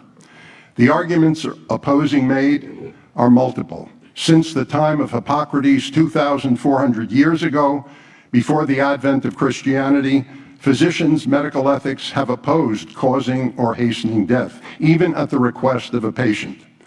Secondly, MAID weakens the value of the sanctity of life. Thirdly, legalizing it will almost certainly lead to a slippery slope in which criteria for causing death will be loosened, such as allowing it in non-terminal illnesses or even for patients with severe depression. This has already occurred in Canada and in some countries in Europe. And fourthly, legalizing MAID may lead to a lessening of societal support for palliative care in favor of the less costly option of suicide. The third term, euthanasia, it's illegal in all states, currently legal in Canada and certain European countries and elsewhere at the request of a terminally ill patient or a patient suffering with a non-terminal disease. The patient or the physician or nurse injects the patient with a lethal dose of drugs, killing the patient. Jewish views on these end-of-life issues vary among the three major denominations within Judaism. Orthodox rabbis who uphold the strictest approach to halakha or Jewish law are opposed to any action with the intent to hasten or cause death. They therefore oppose euthanasia and physician-assisted suicide. Rabbis in the conservative movement are more liberal in interpreting halakha and in withholding or withdrawing life support, but even they are opposed almost always to medical aid in dying and euthanasia. Reform rabbis are most liberal in allowing withholding or withdrawal of life support and even allow MAID in certain circumstances. As I mentioned before, MAID is currently legal in 12 states. A competent adult patient likely to die within 6 months requests from a physician a lethal combination of drugs that the patient must be able to self-administer. All states allow physicians to recuse themselves from participating in MAID on the basis of conscientious objections, but the states vary as to institutional opt-out provisions. States also vary as to the obligations of required of physicians who recuse themselves to enable their patients to obtain MAID. For example, Must physicians inform a patient of the possibility of MAID? Must they refer a patient to a physician who will enable physician-assisted suicide? Lastly, there's one other important end-of-life area where the intersection of religion and medicine is critically important, and that is with regards to brain death. Only 4 states, New York, New Jersey, California, and Illinois, require hospitals to accommodate the religious beliefs of patients or families that do not accept brain death as death. What this required accommodation consists of in the 4 states varies. In the 46 states that do not require religious accommodation, it is legally permissible to remove what the family considers life support even over their objection. In summary, as medical technology advances, there will be more complex end-of-life scenarios in which the provisions of the Religious Freedom Restoration Act of 1993 will be tested. The act prohibits the government from substantially burdening a person's exercise of religion unless it demonstrates a compelling interest and uses the least restrictive means to do so. To quote from bioethicist Robert Trug, bioethicist at Harvard and Boston, "Families live with the memories of the death of a loved one for years. Certainly, their religious, cultural, and personal preferences during that process should be honored or at least tolerated whenever possible." Thank you.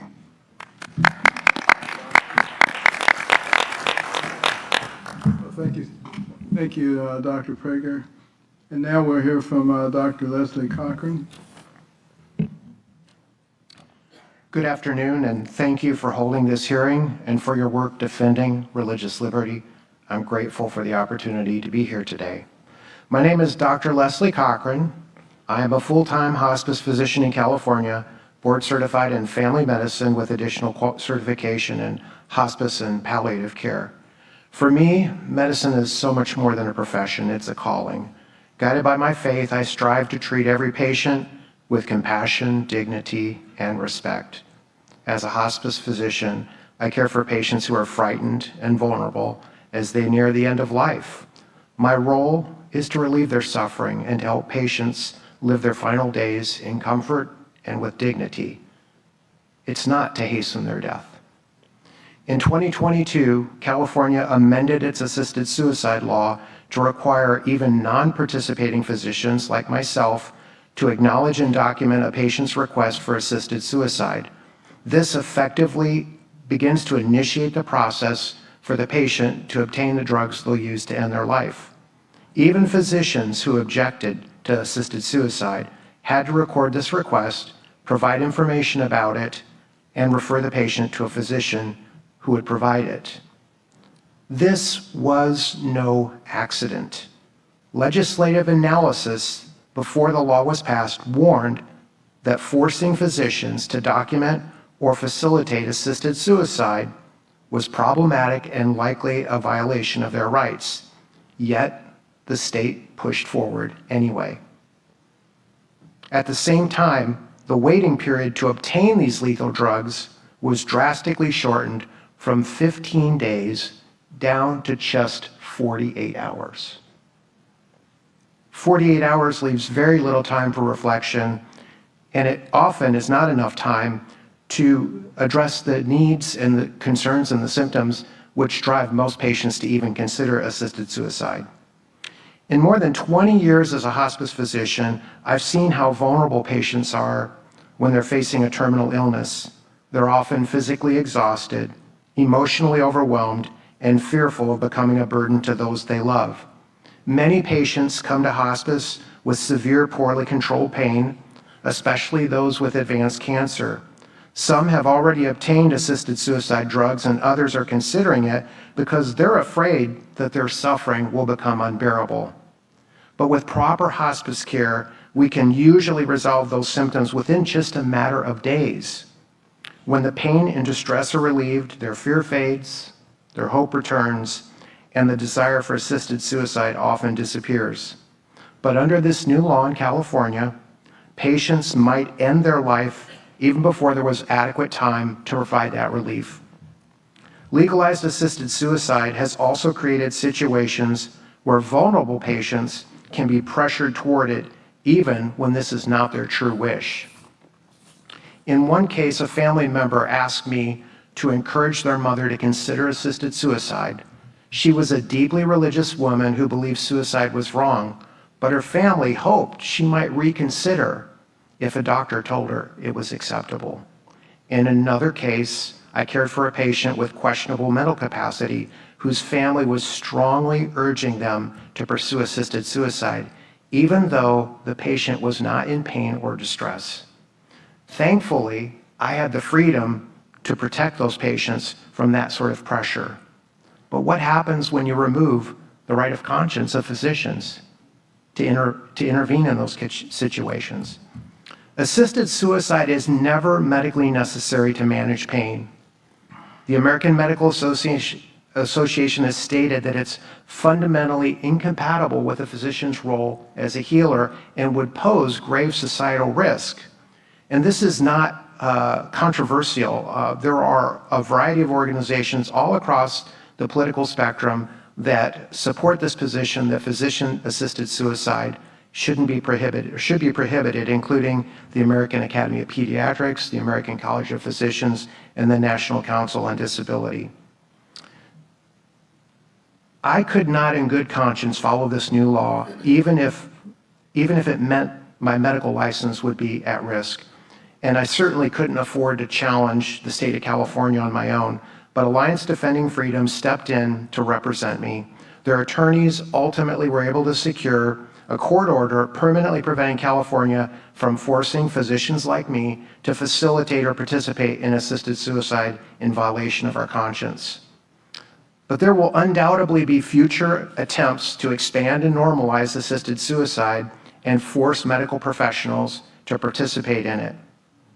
The government should never force doctors to practice medicine in a way that violates their conscience or their duty to protect life. And no patient should ever be made to feel that their life is a problem to be solved rather than a person to be cared for. In closing, I want to thank this commission and President Trump for holding these hearings and bringing attention to this real critical issue. We are in the midst of a profound spiritual and cultural struggle between a culture that protects life and one that accepts death as a solution. Your work as this commission is vital in defending religious liberty and affirming the dignity and value of every human life. Thank you.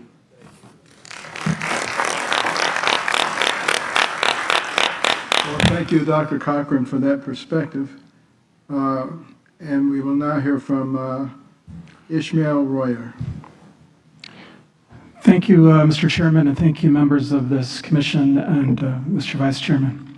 My name is Ismail Royer, and I'm Director of Islam and Religious Freedom at the Religious Freedom Institute. It's an honor to speak with you today and to serve as a member of the Lay Leaders Advisory Board for this commission. I'm here today to discuss the perspective of American Muslims in the healthcare field and their exercise of medical conscience. American Muslims make up a significant minority of the healthcare profession. An estimated 5% of the physician workforce are Muslims, while more than 10% of American Muslims self-report as physicians or dentists. And for a significant number of Muslims in the healthcare field, Islam inspires and shapes their approach to their profession. And for this reason, Muslim healthcare providers may encounter ethical dilemmas in the course of their training and employment. So first, I want to discuss the theological foundations that inform the Muslim physician's moral outlook and the foundation of their conscience claims. The first of these is the inherent created dignity of man. The Quran states, "And verily, we have dignified man." Islam teaches that God honored Adam by creating him with his own hand and in his image, and by blowing Adam's spirit into him. On one occasion, the funeral of a Jewish man passed by the Prophet Muhammad, and his companions and the Prophet stood up to honor him. One of the companions said to him, "Do you know that he is a Jew?" And the Prophet said, "Is he not a human soul?" The dignity of the human person is accompanied by duties and rights with respect to God and his fellow creatures. And so there is a duty upon each one of us to treat one another justly and to protect one another from harm. And the Prophet said, let there be no harm nor returning of harm. And this statement constitutes the most fundamental axiom of Islamic sacred law and ethics. In contrast, the ethos of modern medicine and indeed of secular modernity was neatly summed up in Planned Parenthood versus Casey, in which the U.S. Supreme Court defined the highest human good as the freedom to make, quote, choices central to personal dignity and autonomy. The idea that individual autonomy is the greatest good is now axiomatic in the contemporary secular medical profession. The ethical system of personal autonomy has displaced traditional ethics, and in this new system's hierarchy of goods, respect for human dignity and the duty to do no harm now must give way if it inconveniences in the slightest way personal autonomy. And as a result of this fundamental contradiction between the ethics of human dignity and the ethics of personal autonomy, there are a number of areas in the medical field in which American Muslim healthcare professionals may experience severe crises of conscience. And today, I want to focus on the rising trend of states passing laws permitting physician-assisted suicide, as my fellow panelists have done. 13 states in the District of Columbia now allow the practice, and bills have been introduced this year in the legislatures of another 13 states. Illinois offers a case study as to how the rise of physician-assisted suicide poses ethical challenges for Muslim healthcare professionals. The state's End-of-Life Options for Terminally Ill Patients Act was signed by the governor in December 2025 and takes effect in September of this year. Illinois' law purports to allow physicians to opt out of helping patients commit suicide, but in preparing this testimony, I spoke to an Illinois-based Muslim physician and bioethicist with the Dar al-Qasim Seminary in Chicago, who told me that he and other Muslims he has spoken to in the medical profession are extremely anxious about this law for several reasons, and I'm going to list three of them in order of severity. The first is that the fear of exercising the option to opt out will not be honored. The law purports to provide this option, but many Muslims, he fears, will succumb to the perceived social and professional pressures to participate in assisted suicide, first of all, because it's sanctioned by the law, and even if it does allow them to opt out, it will become the norm, and exercising the right to opt out will be stigmatized or be the reason for pretextual consequences for their employment. And second, it's changing the practice of medicine. He told me that the fear is that they will slowly indoctrinate young doctors in medical school. Regardless of how they're raised, many doctors get their ethical education in medical school. And so the issue here is not, he said, just advocating for conscience rights for Muslim physicians, but by replacing the dictum to do no harm with do not infringe on its autonomy in the ethical hierarchy, they are changing the very practice of medicine. And finally, his concern and our concern at the Religious Freedom Institute is what is going on in Canada. Proponents of physician-assisted suicide don't like the term slippery slope, but there is a slippery slope. The medical aid in dying or MAID laws will certainly open the door to legalizing full-blown euthanasia as it has in Canada. In Canada, this began as a practice limited to gravely ill patients who were already suffering at the end of their life. The law was expanded to include people who were suffering from serious medical conditions but not facing imminent death. And next year, it's going to be made available to those suffering only from mental illness. And Parliament has recommended expanding it to minors. As a recent article in The Atlantic put it, at the center of the world's fastest growing euthanasia regime is the concept of patient autonomy. Once you knock out the axiom that the human being is inviolable and that physicians must do no harm and replace it with the ethics of personal autonomy, there is no substantive barrier to stop the state medical aid in dying laws from opening the door to full-blown euthanasia as it has in Canada. I'll close with a statement from the Austrian political scientist Eric Vogelin, who said, "The formula that freedom consists in the domination of man over himself and nature has released an avalanche of destruction that cannot be stopped at will by those who have released it when enough destruction is worked to make them happy. The avalanche rolls on." Thank you.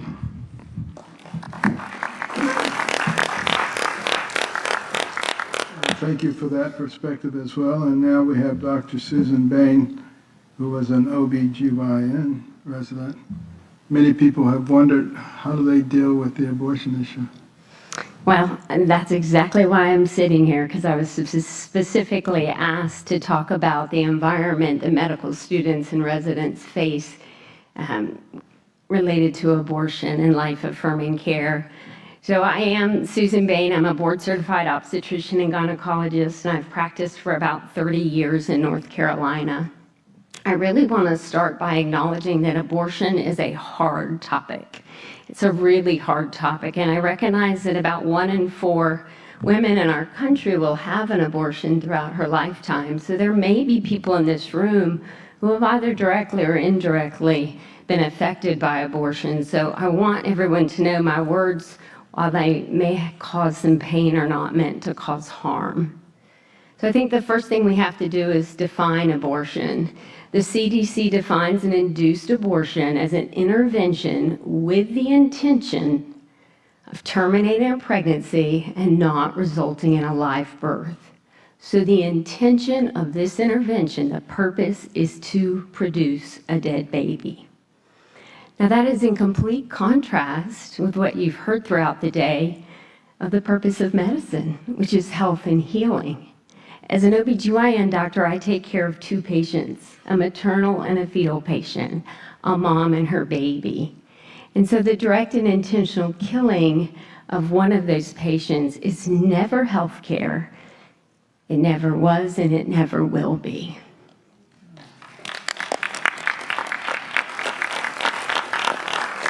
So there comes a point in all of our training as doctors where we have to decide, what kind of doctor am I going to be?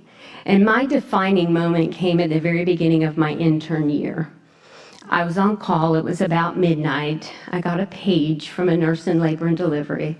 A mom and her baby had arrived, and the baby had Down syndrome, and they needed me to come start the abortion.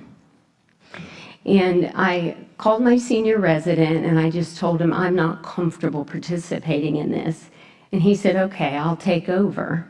As soon as I said that to him, I got on my knees in my call room. I can remember the green scrubs and the long blonde hair.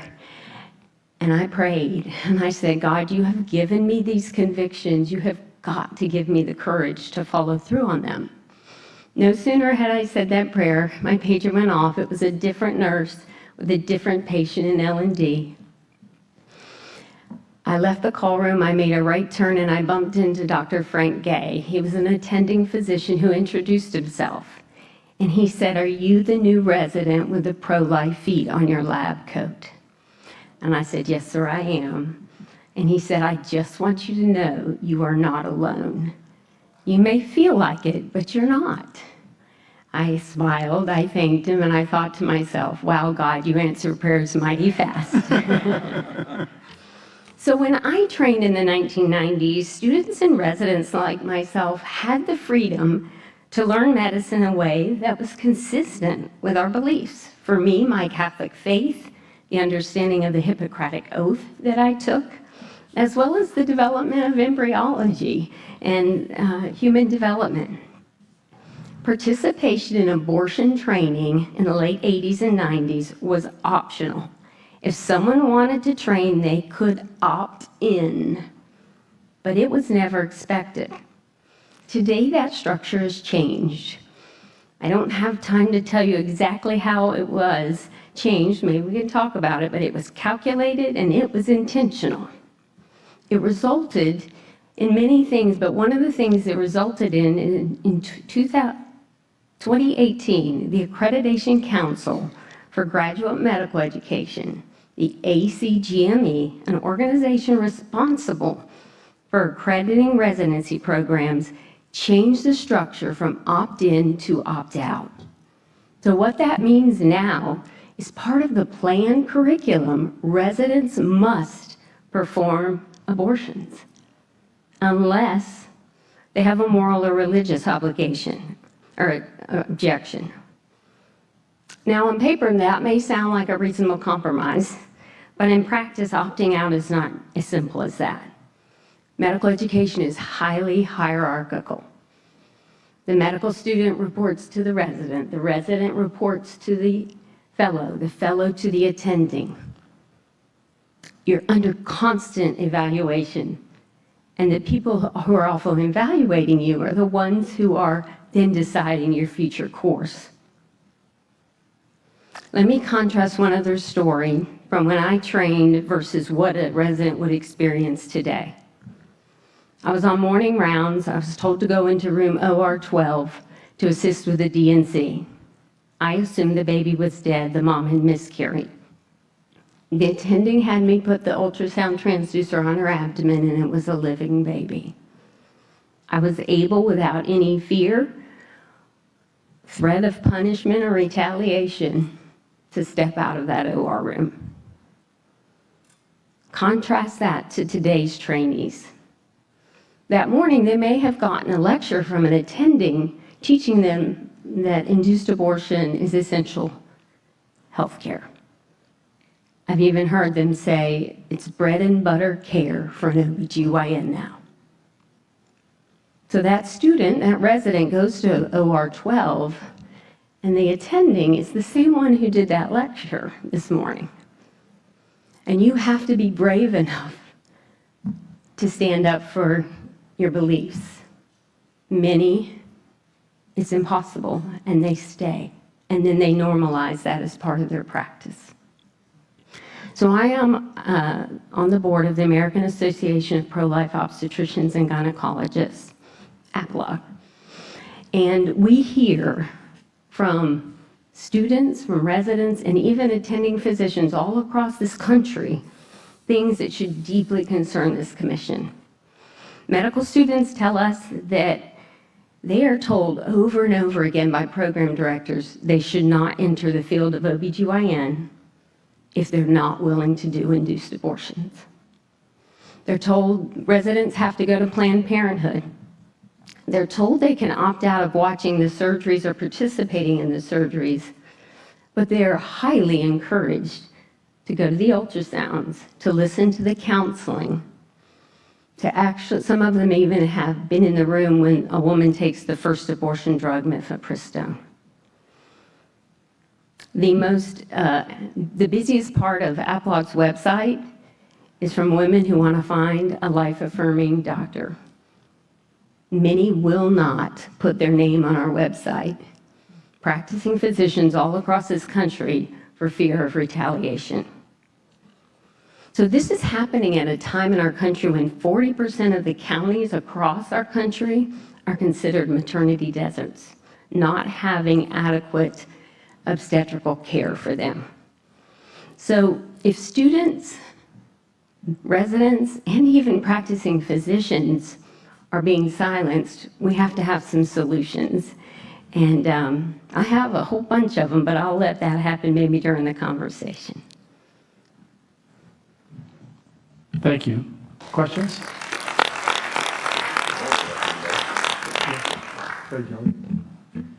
What are your recommendations? Policy change, for sure. So through the appropriations process, we can move back to that opt-in process. These graduate programs, these residencies receive a lot of GME funding from the federal government. It was actually in the 2025 House Labor Bill, but it didn't make it to the Senate. It was also one of the White House's budget priorities in 2026. So the appropriations process is one process. The Center for Medicare and Medicaid, they represent about 2/3 of the funding that graduate medical programs get, the residency programs, and that's about $13 billion. And the ACGME actually violates the Code Snow Amendment with the opt-out option. And so funds should not be going to programs that violate federal law. And then laws. Representative Greg Murphy, a urologist, as well as Senator James Langford, have introduced a bill called Conscious Protections for Medical Residents Act, and that is changing back to opt-in if you want your federal funding for your graduate medical education program. At APLOG, we care deeply about the next generation, and we are starting a Hippocratic Academy to get students as they enter into medical school to be able to learn in the summer of each of their 4 years and to have that support that Dr. Gay actually gave me when I started my internship, so that they are not indoctrinated into what is really now what they're calling essential health care. And I'll go back to, let me just let you know how it happened briefly. So in 1991, a small group of OBGYNs in my field decided to institutionalize abortion in academic medicine. And they created a subspecialty. We actually have a subspecialty in my field called complex family planning. And the purpose of that subspecialty is to train to do second and third trimester abortions. Started as one program at the University of San Francisco, California, and there are now 38 of those programs across our country. So the next generations have to be given that support system so they can understand that they can practice life-affirming medicine. We just had our national conference, and we scholarshiped about 80 current medical students and residents there, so they could have my Dr. Gay moment and be surrounded by people. And then the last thing is there is a huge contrast between when women want to be able to trust they're going to go to a OBGYN or a family practice doctor that's going to provide health care for both mom and baby. So the contrast between life-affirming medicine and medicine that includes death as a therapeutic modality, we've got to get the stories of women and doctors out to show the beauty of life-affirming medicine. Dr. Carson? For patients who are clearly terminal and who, along with their families, don't want to prolong that, should physicians in training be giving a little more attention to how to keep such patients comfortable and let them just go rather than spending so much time and effort on a terminal patient? That is an excellent question, and one of the most shocking testimonials I could give you is the amount of education I had in medical school about the ultimate outcome of 100% of all of our patients. They are all going to die. And we spent 0 class hours talking about death and dying. Now, this was a while ago, and it's gotten a lot better, but I remember the first patient quite vividly who I had in the ICU that was dying, and as a young intern, I was perplexed, and I got on the phone to find out what I was supposed to do, and the phone call went back and forth, and my attending kept saying, "And so what's wrong with the patient?" And I gave them all the medical information. He goes, "No, what's wrong with the patient?" And finally he said, "Your patient is dying." And I remember how that hit me, and I had a family that was panicked, and they were frantic because they were looking for me to help them. And I had no training in how to provide comfort care. Fortunately, my attending did. He gave me some information. We were able to do that. And then the other thing I want to address is this incredible myth that's been perpetrated that there is this thing called untreatable pain. It is not true, okay? I've been doing this for over 20 years. There has never been a patient that I've ever seen where we couldn't control their pain.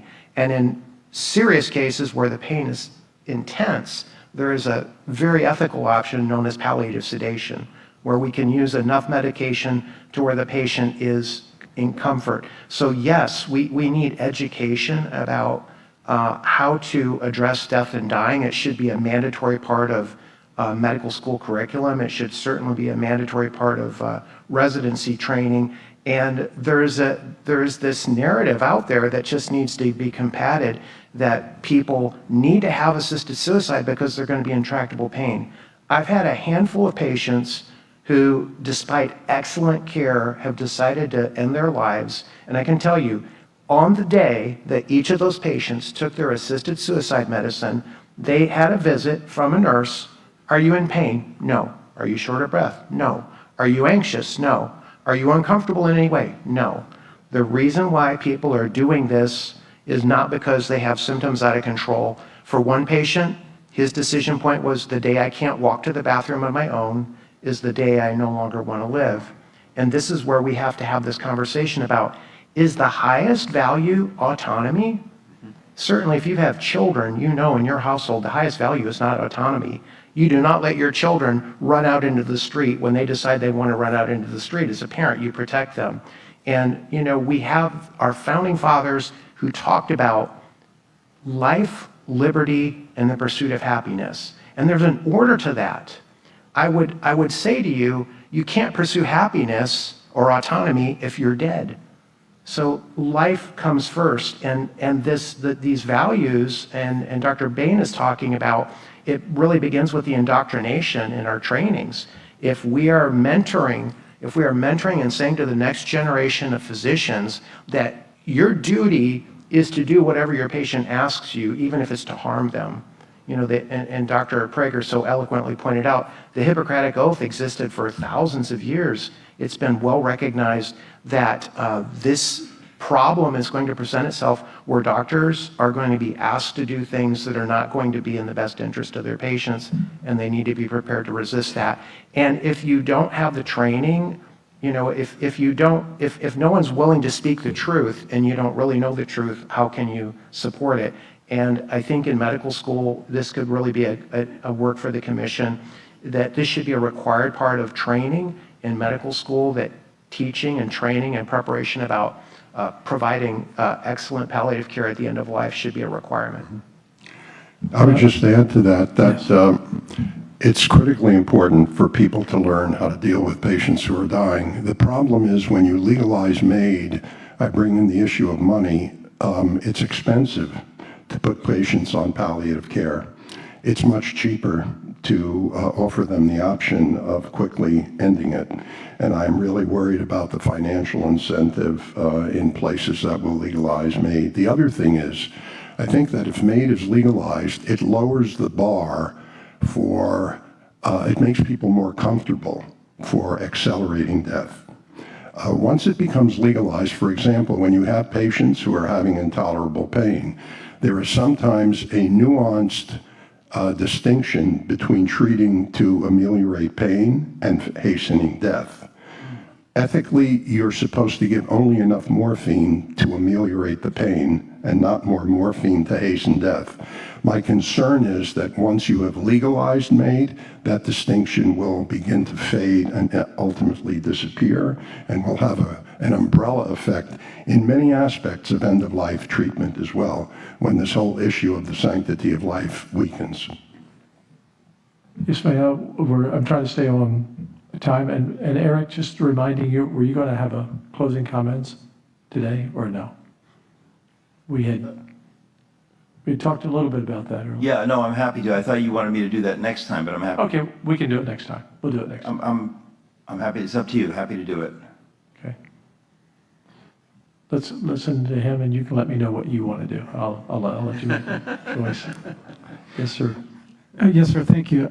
Well, Ryan Anderson wrote a very earth-shaking paper in our field of religious liberty that essentially, and I don't want to put words in his mouth, but essentially religious liberty cannot be the solution to everything, you know.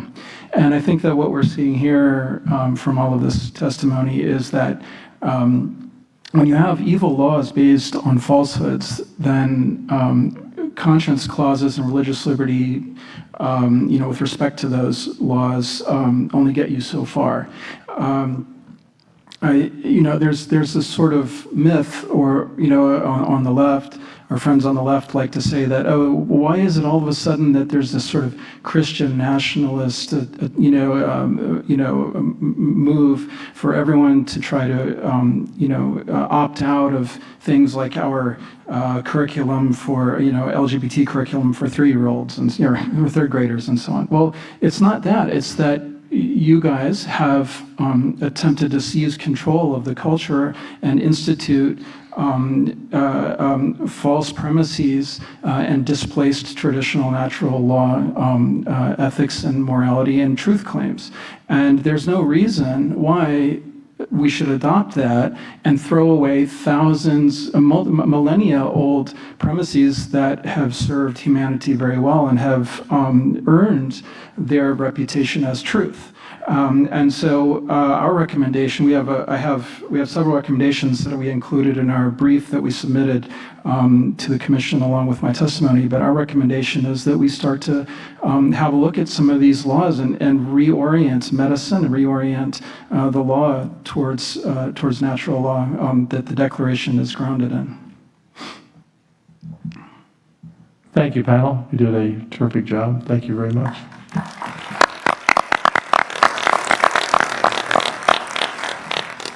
Cardinal Dolan had to leave a little bit early, so I'm going to ask a volunteer to pray after Eric speaks.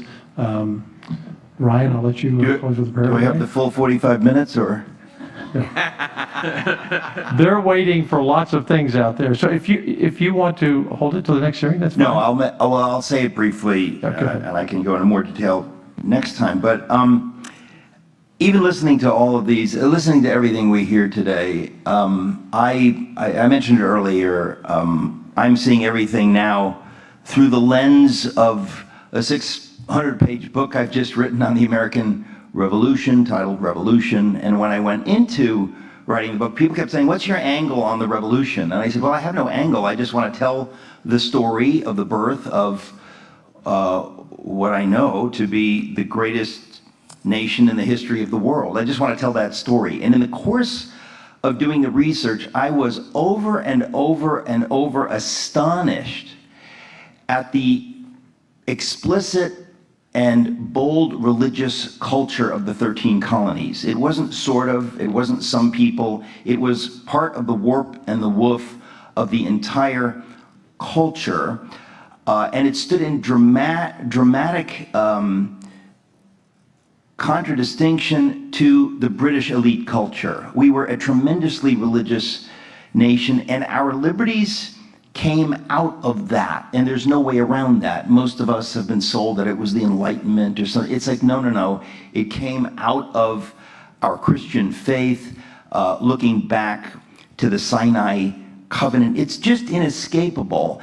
And at the heart of that, and I just think it's important to say because of this commission, religious liberty is not moving away from faith toward secularism.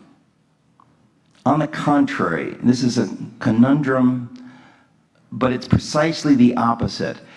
The founding generation, especially in the 18th century, because of the secular challenge of the French Enlightenment, they were forced to sharpen their theology and to really think about what do we really, really believe. So they moved away from the dogmatism of let's say the Massachusetts Bay Colony, which was, punishing people if they dissented from because they were doing the exact same thing that folks had been doing in Europe, persecuting people who disagreed with them theologically. And they came up with a deeper theology, which they would have argued was more Christian, which includes inescapably religious liberty. And one example of that is George Washington, when we thought we would get Canada. It's taken us 250 years. We'll get it soon, I know, and Greenland. But the idea was that we can get Canada to join us. And at one point, Benedict Arnold, before he became a villain, was a great hero, and Washington charges him with this mission to go to Canada in 1775 and strictly enjoins him to be respectful of the Catholic faith of most of those in Canada. And this was not an abrogation. This was not that that Washington was saying, well, it doesn't matter what people believe. In fact, in his in his letter to Benedict Arnold, he actually says something like, we don't need to correct them on their errors. Washington clearly believed, as a strong Protestant Christian, that those are erroneous views. But his point was, but our job as Americans is to respect them. And so this idea of religious liberty is at the very heart of everything we have believed. We would not have a nation without our belief in religious liberty. It's at the center of American liberty, of the founding view, and I would argue, of Christian faith, at the very center. And as you move away from the originalist view, as you move away from that view of Christian faith, you get intolerance, and everything begins to break apart. It's a happy thing for me to think that on this day, 250 years ago, as the British were leaving, had just left Boston, it was a great moment of triumph. If you know the history, if you don't know the history, I'm sure you'll read my book. And if you don't want to read my book, that's fine with me. Just, it wouldn't kill you to buy a few copies.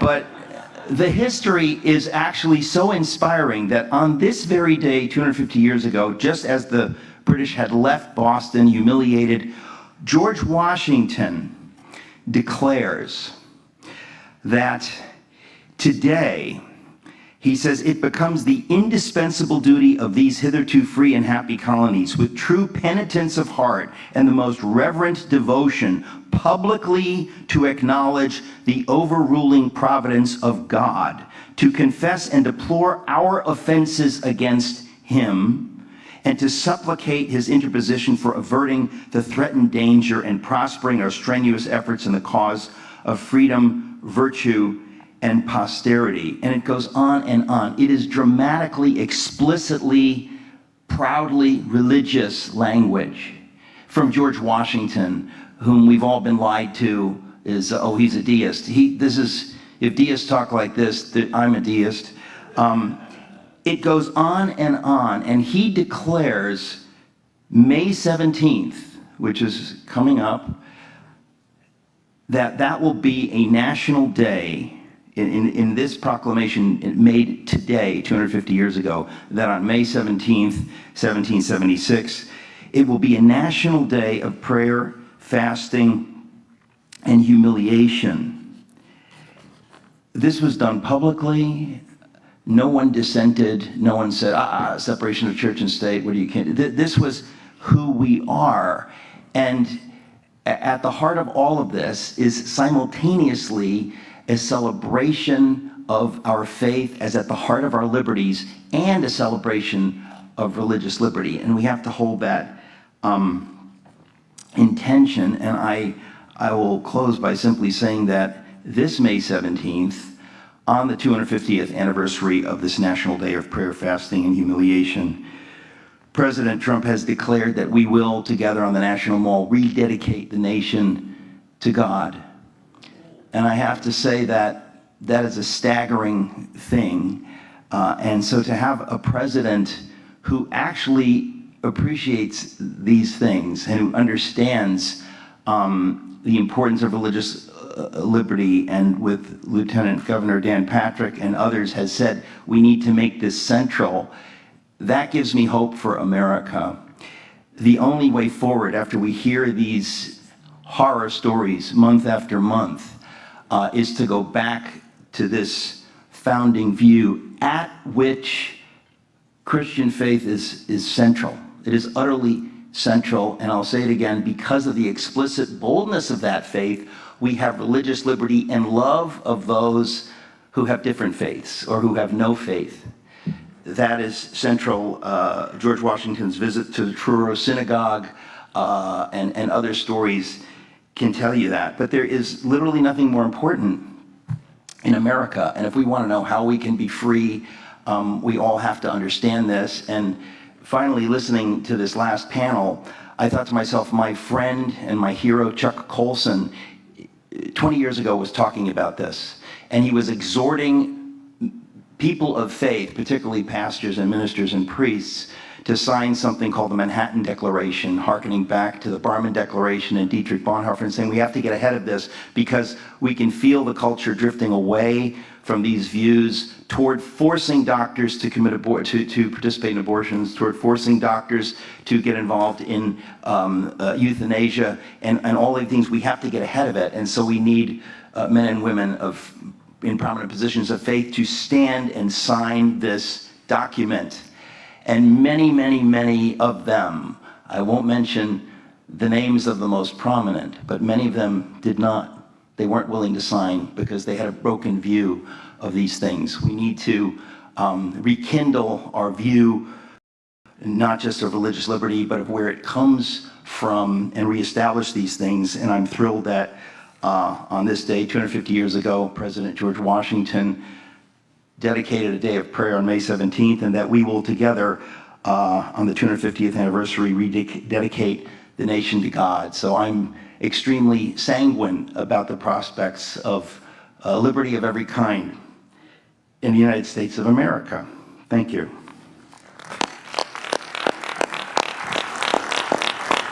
I know how long it takes to read a 600-page book. How long does it take to write it? You know, I just had my staff knock it out. I don't know what it says.